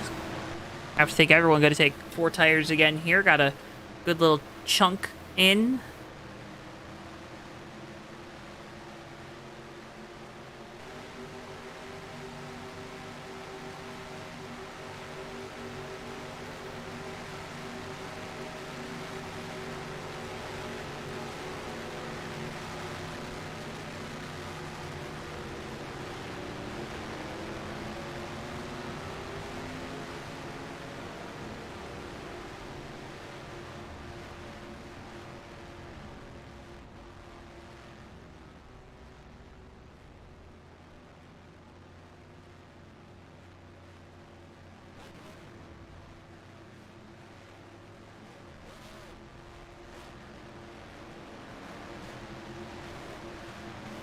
Allen wins the race off pit road with ease. Ricky J there in second. How much You know, we mentioned at the start of the last run, Mac Daddy in the 28, one of those guys that we thought maybe taking it easy, let the field get strung out, maybe try to save the tires and have something for the end of this race. Now with this caution, everyone can make it to the end on fuel.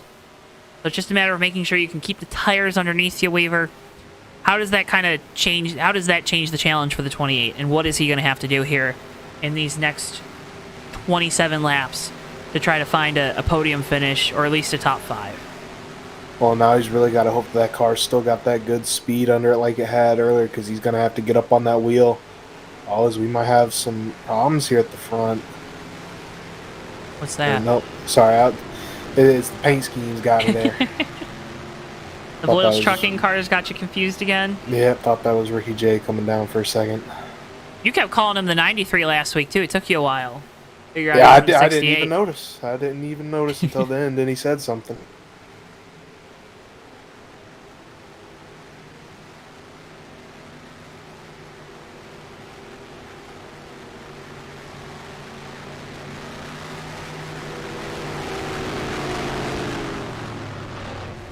Back to the NASCAR fights thing. Greg says NASCAR should just let them kind of do the hockey fight rule, like where you don't get in there between them until they're down on the ground.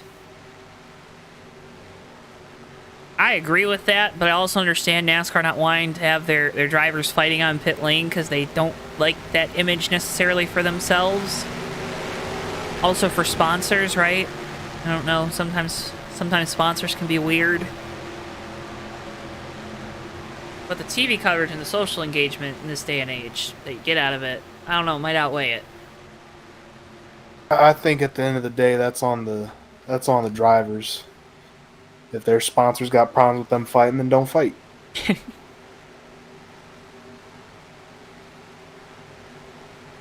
It's not going to hurt you, and you got problems with somebody. Sometimes people need to go out there and get roughed up, teach them a lesson. The little guys would definitely get destroyed, Craig.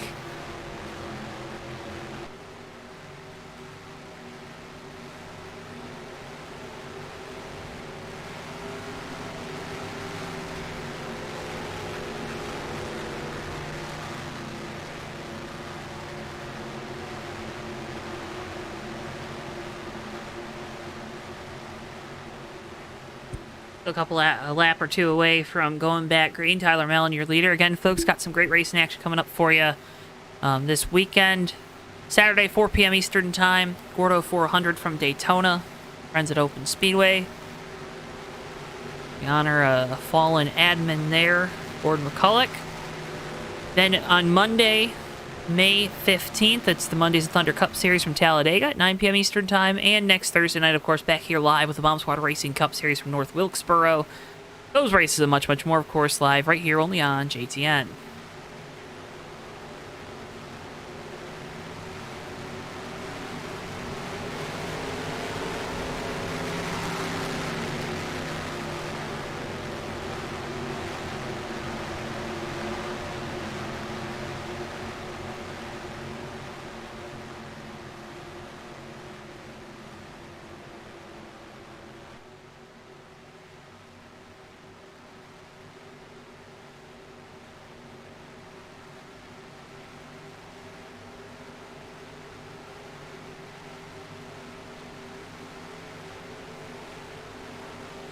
Are you ready to go back green?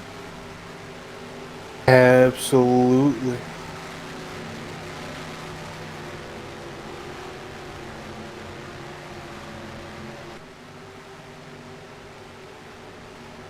Same three faces up front. BSR Nelly in the 103's worked his way up to 4th here. Danny Hardy up into 5th.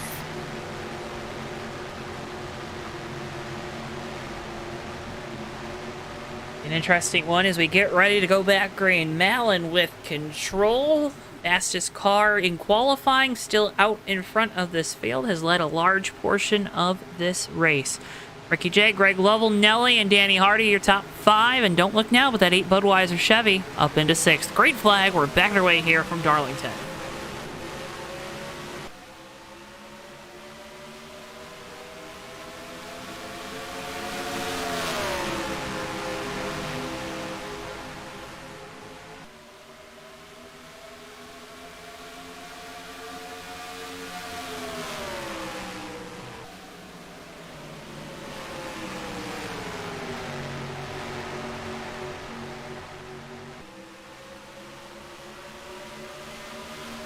Ooh, Nelly, big moment. Right in front of Danny Hardy. Danny checked up, give him a break. Top 3, though, all underneath the blanket weaver. And they are. Ricky J looked like he tried to make a move there on the front straight. Didn't quite have the run. Doesn't have the run here either. Drag level tight on the bumper of that 90 though.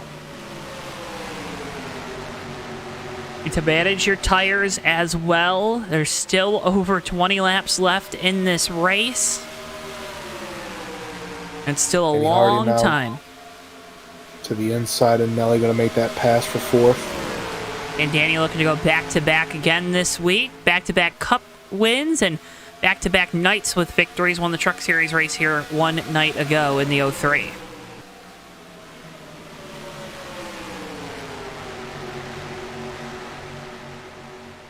That'd be back-to-back squared? Yeah, I'd say so. Takes a peek on level, but didn't quite have the run there going into 1. I'm in a tough spot here. If you make that move on 3rd place, there's no room to really go up unless he lets you by. Top 3 all tight under a blanket here.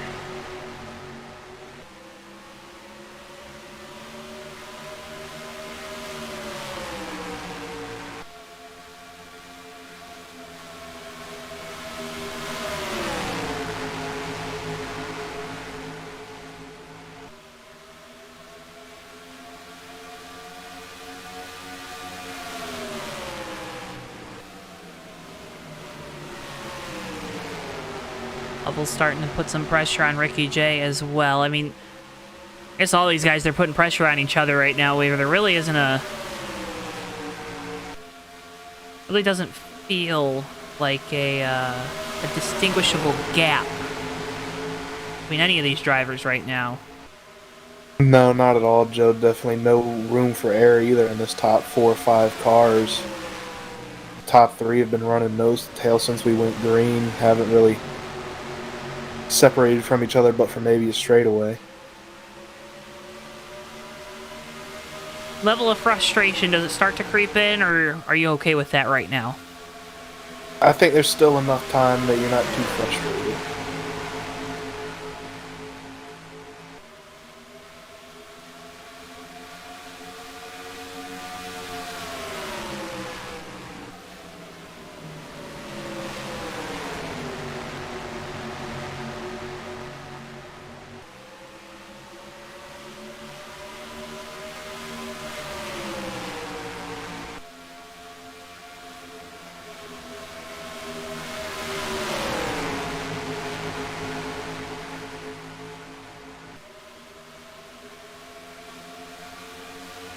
I think the moves might gonna have to happen there in 1 and 2, Joe. We saw Mac Daddy hug that inside line. Tyler Mountain likes to wash up, gets the runoff on the high side after entering low in turn 1. If somebody could get it hooked up down low, get that good drive off down there, I think that's where the pass can be made. Much of it, too, is, you know, maybe his caution's out. Any Carroll around the front straightaway.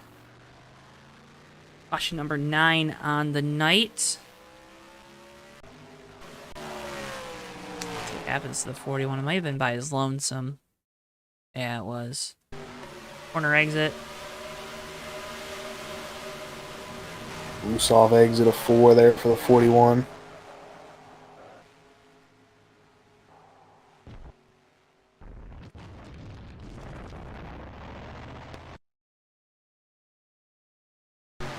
Well, now you come down pit, take 4 tires again, too, right? Because we ran about 8 laps. That might be too long to take 2.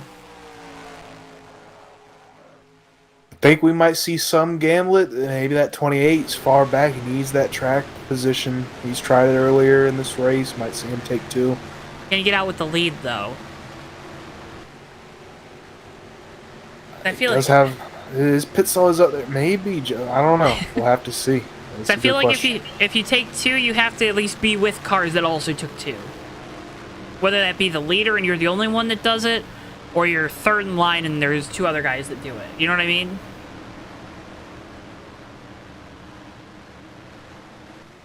I feel like you want to be with like-minded individuals.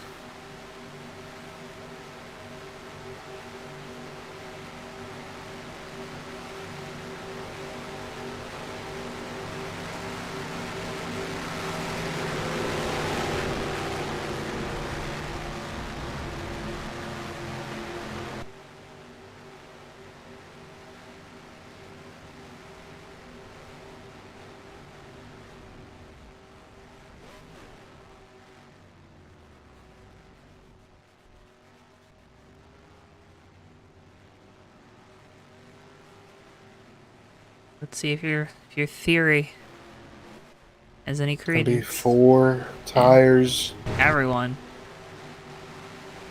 Danny Hardy. Danny Hardy able to pick up a spot there. Lovell had a bad pit stop in the 088.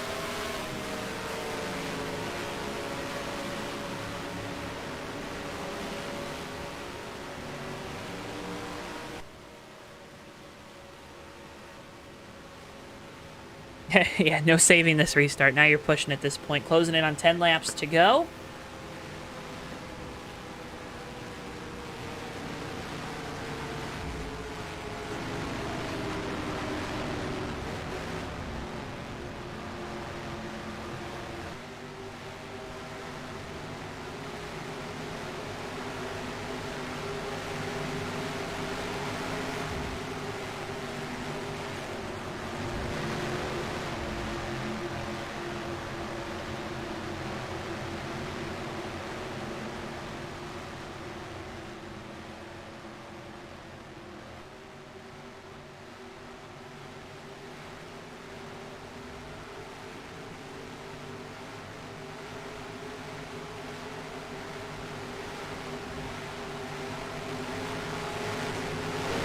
This restart's gonna be...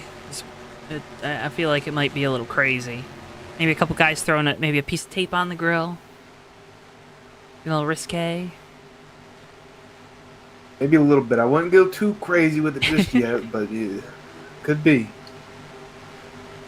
Just bump it up by 5%, right?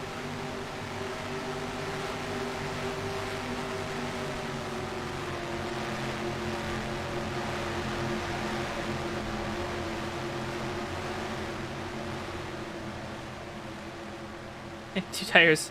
KJ says 2 tires would work provided it started raining.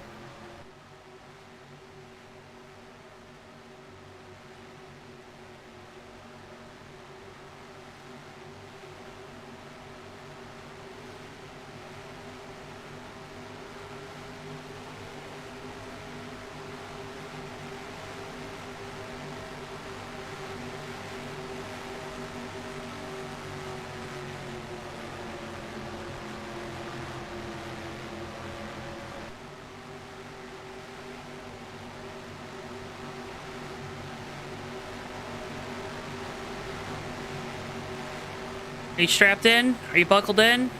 I'm ready, Joe.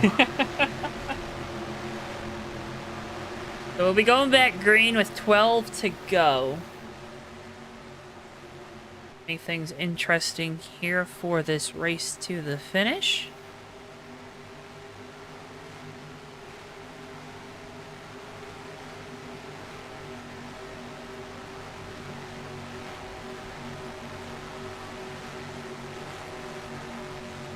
Pace car lights go out.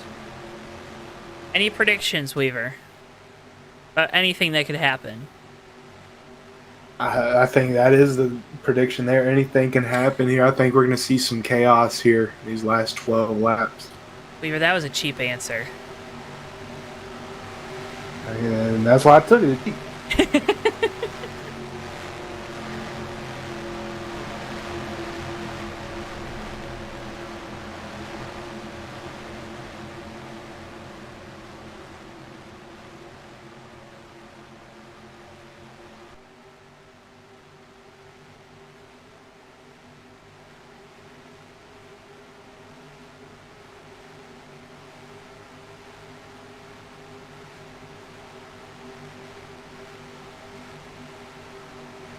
Tyler Mallon, Ricky J, Danny Hardy, Greg Lovell, Cody Luke, your top 5 here for the restart, coming with 12 laps to go from Darlington.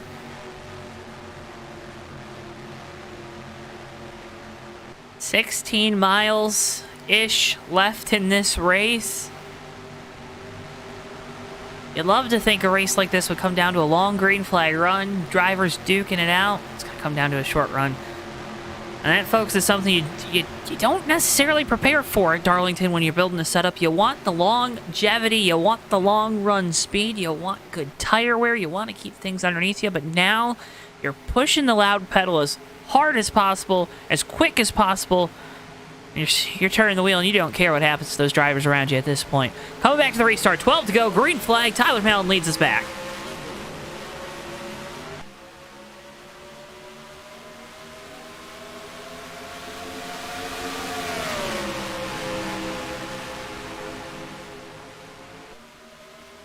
Ricky J close on the bumper of our leader. You see third place, also a close battle. Cody Luke going to dive to the inside of Greg Lovell for the fourth spot.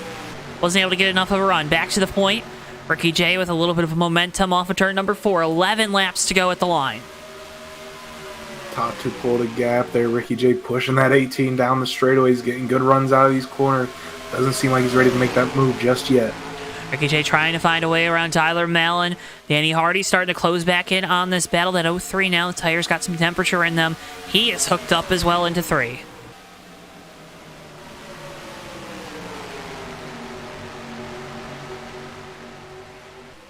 Off of turn number 4, coming to the line. Ricky J going to look to the inside as we come to 10 laps to go. The battle is on, folks. And, well, we got something to talk about. When the sun goes down, lights turn off, all that remains is darkness. Driving at midnight can be a peaceful thing when no one else is on the road, but in 2043, that isn't always the case. When Death Craver and his Darkness Assault Squadron full of murder-driven maniacs are roaming about. With lethal weapon systems, futuristic fuels, and cloaking tech, you won't see them coming till it's too late. Zach Rogers' debut novel, Death Craver, is out now. You can learn more about Death Craver on his website, ZachRogersBooks.com, or on his social media. Again, Zach Rogers Book, and that's Death Craver, now available on Amazon and at ZachRogersBooks.com.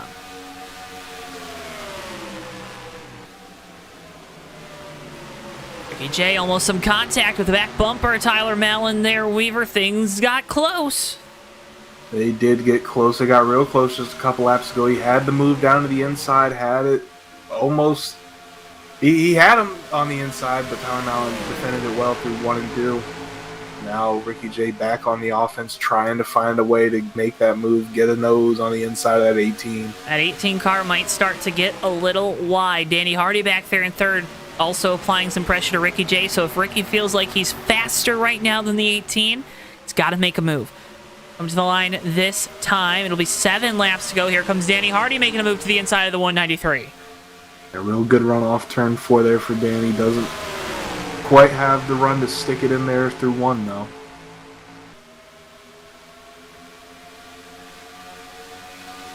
Danny again, another peek to the inside. Not enough of a run. He backs off. Gonna let the 193 sail it down as the corner. Tries to back up the corner to set himself up for a good exit. 6 to go.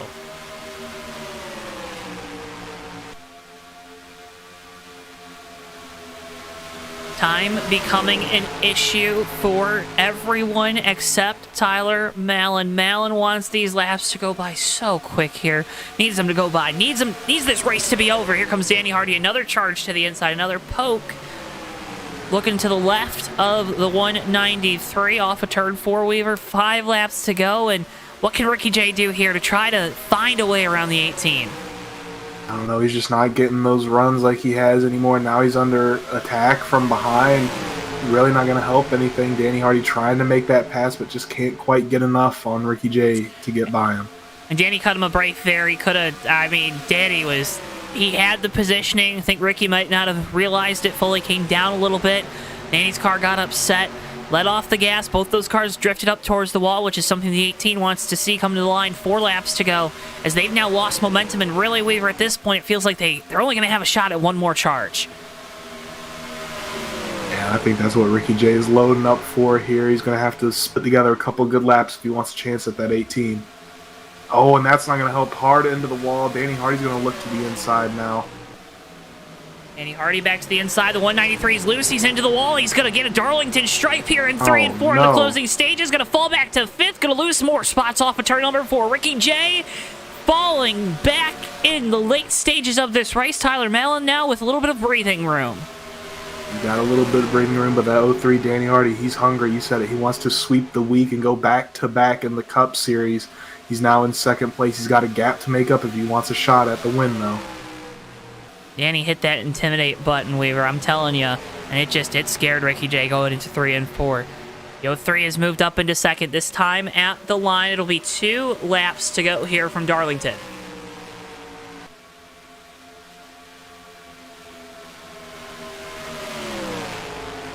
2 laps to go, and it's going to take 2 perfect laps from that 03 if he wants a chance here. He's closing in on the 18 ever so slightly. He's giving it all he's got. He's moving and grooving right now. This time down it's turns 3 and 4. Tyler Mallon still the lead. Danny Hardy, Greg Lovell, your top 3. They're all on your screen right now. What can Danny Hardy do to try to go back-to-back here in the Bomb Squad Racing Cup Series? White flag in the air, 1 lap to go. You can catch him here in 1 and 2. He's going to have to catch him and set up the pass in 3 and 4. I don't know if he's going to have enough, though. Got a little loose that time on corner entry. Did Danny Hardy. Going to have to try to get a hellacious run here down the back straightaway. Maybe some contact with the wall. Scrubbing it a little bit. Tyler Mallon pulls away into 3 and 4. Big run through 3 and 4 for Tyler Mallon. He's just got to keep it clean. Greg Lovell looking for a way by for 2nd. Mallon comes off of turn number 4. Greg Lovell to the inside of Danny Hardy, but it's not going to be enough. Tyler Mallon takes home the victory. Danny Hardy 2nd. Greg Lovell 3rd. Cody Luke's going to bring it home in 4th place, and Steve Grant rounds out your top 5 here at Darlington. An impressive run from our pole sitter, our eventual race winner, Tyler Mallon. Claims another checkered flag here, the Bomb Squad Racing Cup Series in the 2023 season. And driver number 18 will burn it down for the fans here at the Darlington Raceway.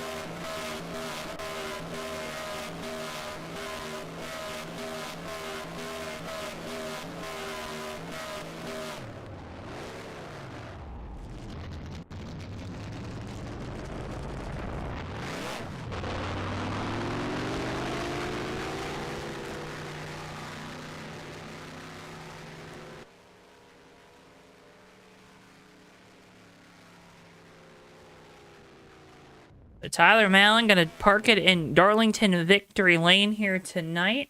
We'll talk with driver 18 as well as Danny Hardy and Greg Lovell, our top 3 finishers here tonight, folks. Going to stick around for that. As always, can't thank you enough for tuning in to JTN tonight. Make sure if you haven't already, drop a like on the video and subscribe. Again, doing those things really does help support us so much here on the JoeTow Network. Remember to follow us on our social media at JoeTow Network, Twitter, Facebook, TikTok, and Instagram. We got all those things linked down in the video description below as well to keep you up to date with everything. Again, interviews upcoming, but before that, let's get a word with our friends from AutoSim 2. Have you ever wanted to manage your own racing team? Or what if you could go back in time to see if a particular season could have finished differently?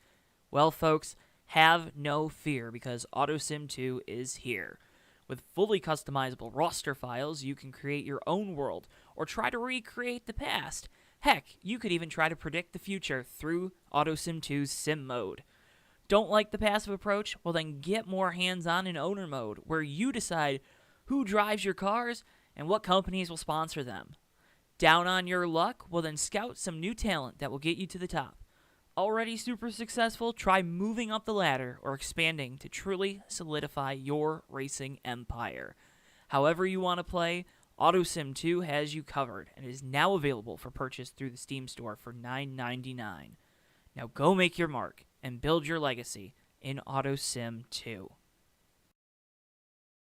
Again, folks, AutoSim 2 is now available on Steam for $9.99. You can go check it out. Again, AutoSim 2 now available on Steam for $9.99. Let's looks like we're still waiting for our top 3. Your way. Do you want to just start? Beaver, should we just start pulling them in?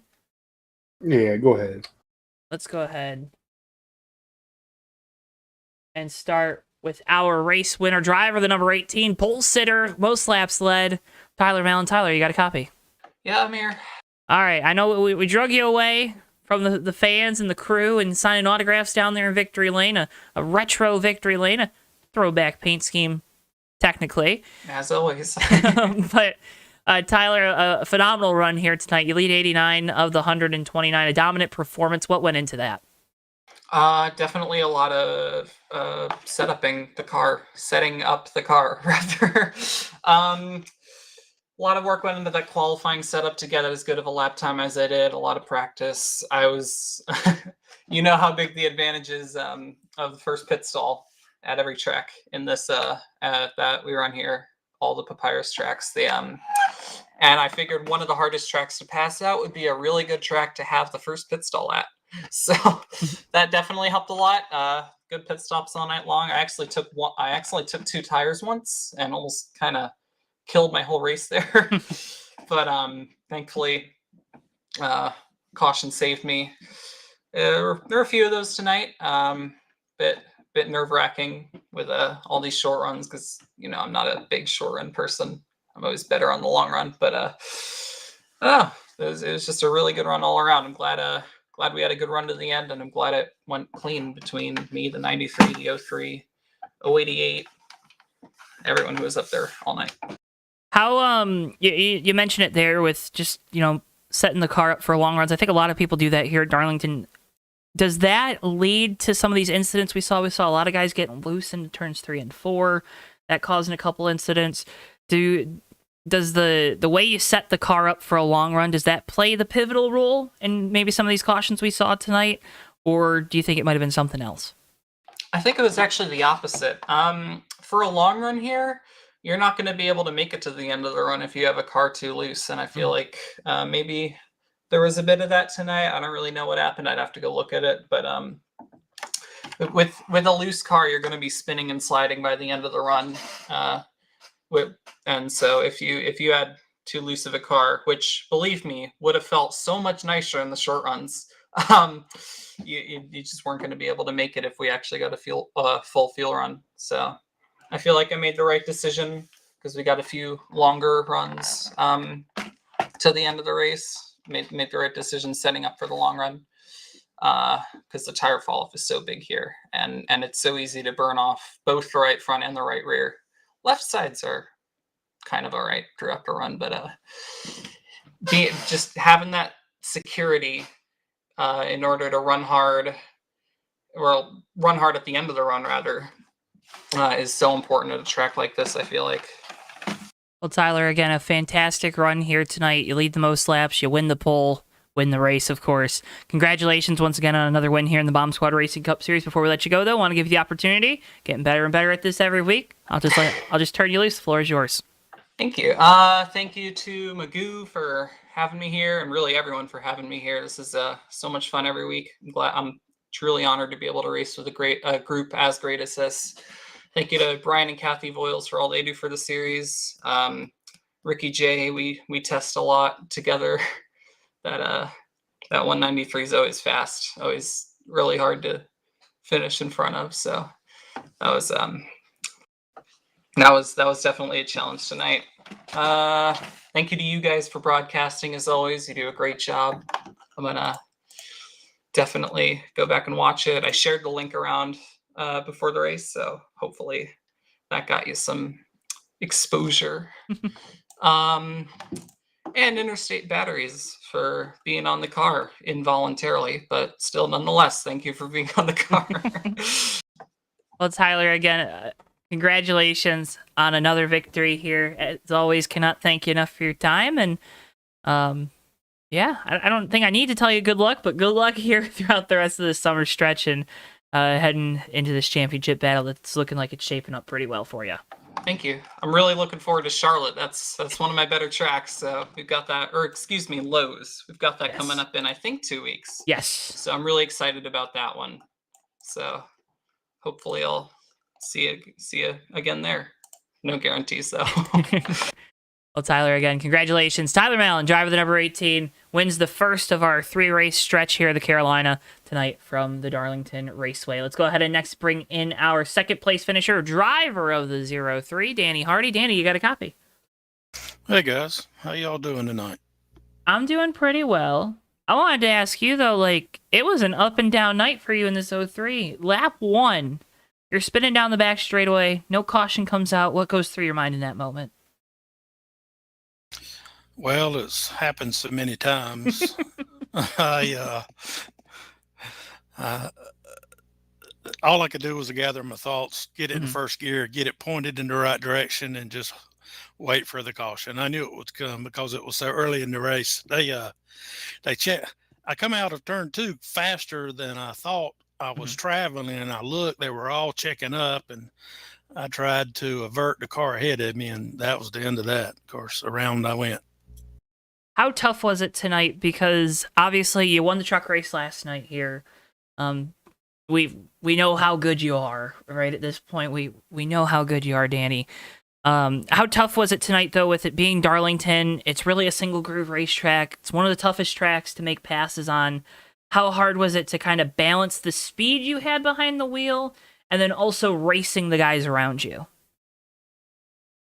Basically, it's all about just being patient. Wait for the right move. Wait for them to slip up a little bit, and 1 or 2, or brake late in 3 and 4 and drive under them. This is of all the tracks.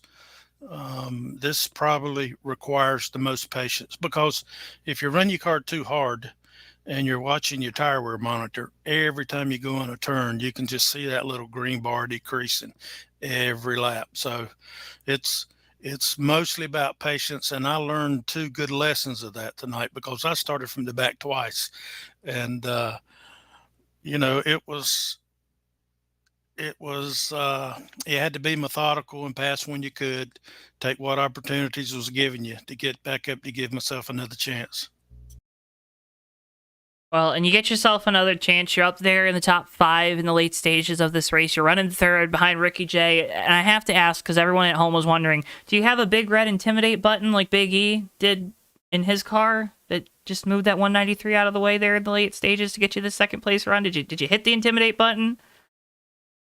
Oh yeah, I was hounding him pretty good. I guess everybody could see. I was looking high, looking low. I had a little bit more speed than he had.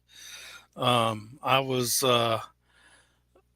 needed to get by him a little quicker to have a shot at Tyler, but I used up a lot of my stuff trying to get by him, but he finally gave in to that big red bumper. Although I didn't touch him, I think he might have been doing a little rear view mirror driving and missed turn 3 just a bit, allowed me to dive under him.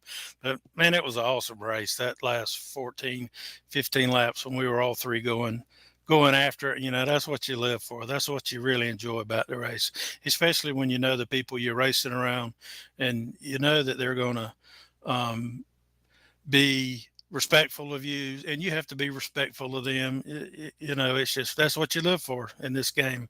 That's the reason we walk away from this computer smiling and also drenched in sweat after the night, because this was some race.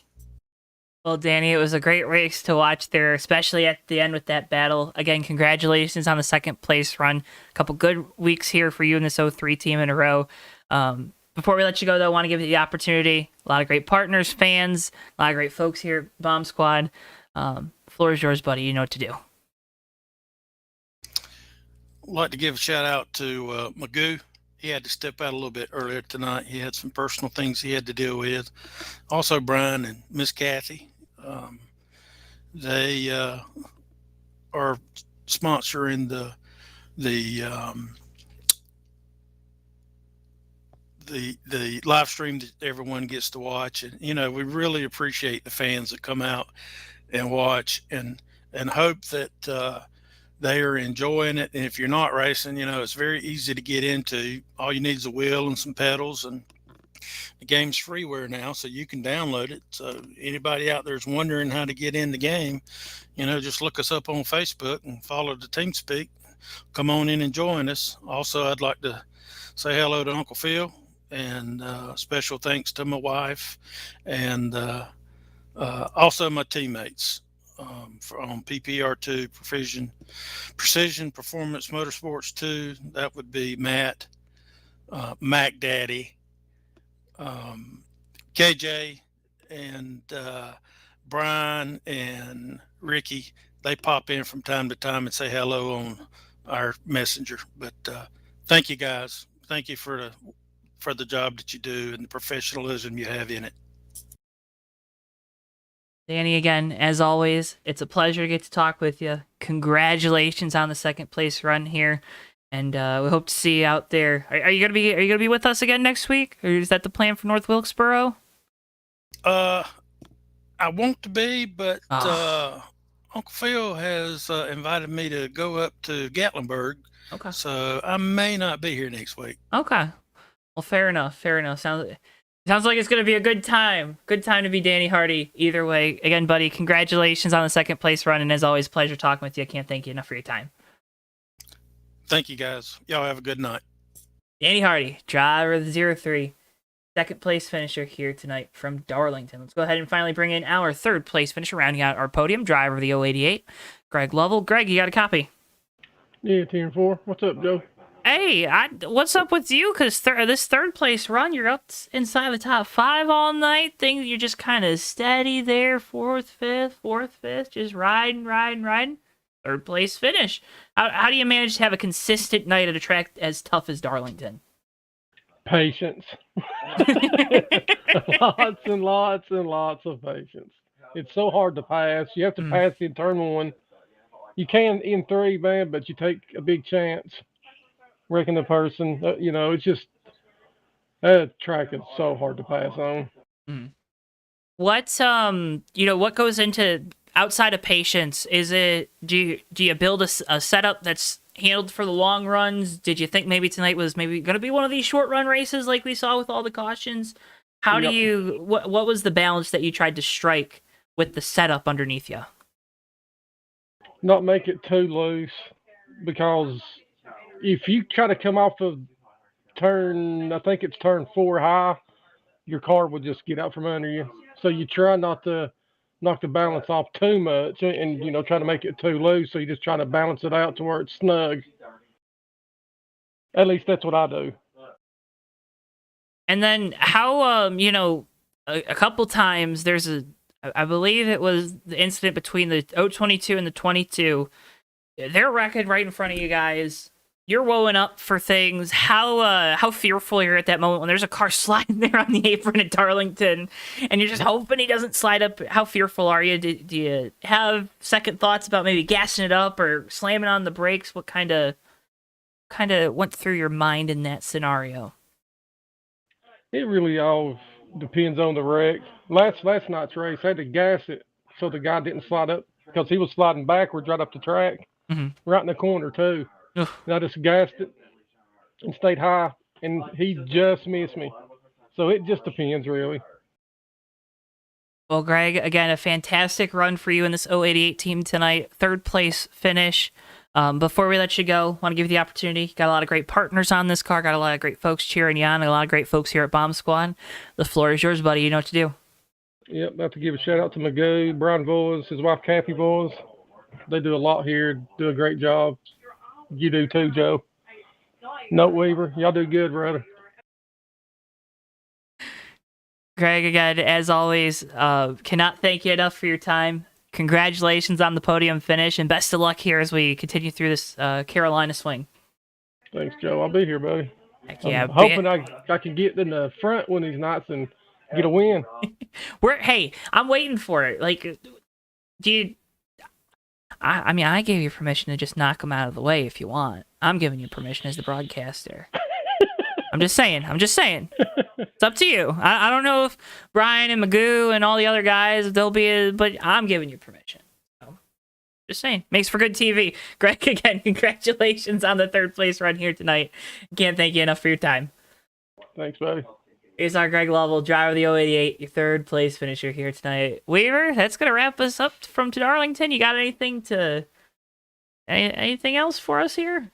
I don't think anything to add. Just kind of, like I said, wrap it up here. It was a really good race from Darlington.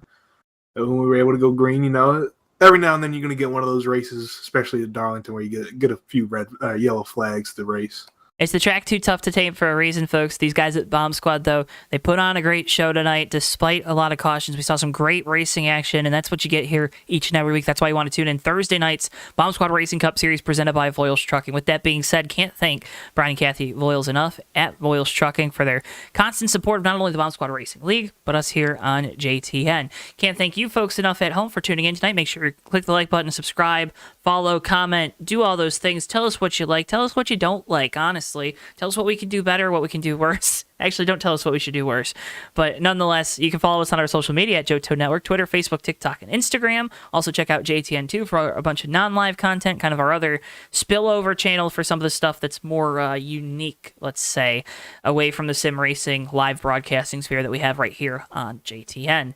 Though, with all that being said, though, folks, for all of us here at JTN, for our producer, Bristol, for colleague Joseph Weaver, I've been Joe Towansky. Thank you so much for tuning in, and we'll see you guys next time live right here on JTN. So long for now, folks. Yeah, and they're going to be 3 wide coming to the checker. Never mind, they're going to be... Oh, what a Turn 4 into the trial. Whitehill and through the grass. It's going to be Noah Joyce winning his first career race in the Red Bull Cup Series. Off the ride and a wreckage behind him. Good cars flying everywhere. Cars upside down. It doesn't matter. Noah Joyce has done it. He's won a Daytona in the 3 car. Behind, they're going to be side by side again. Contact there between Cinder and Bordeaux for the contact! Oakley into the wall. That's going to be Jack Healy coming to the line. Jack Healy with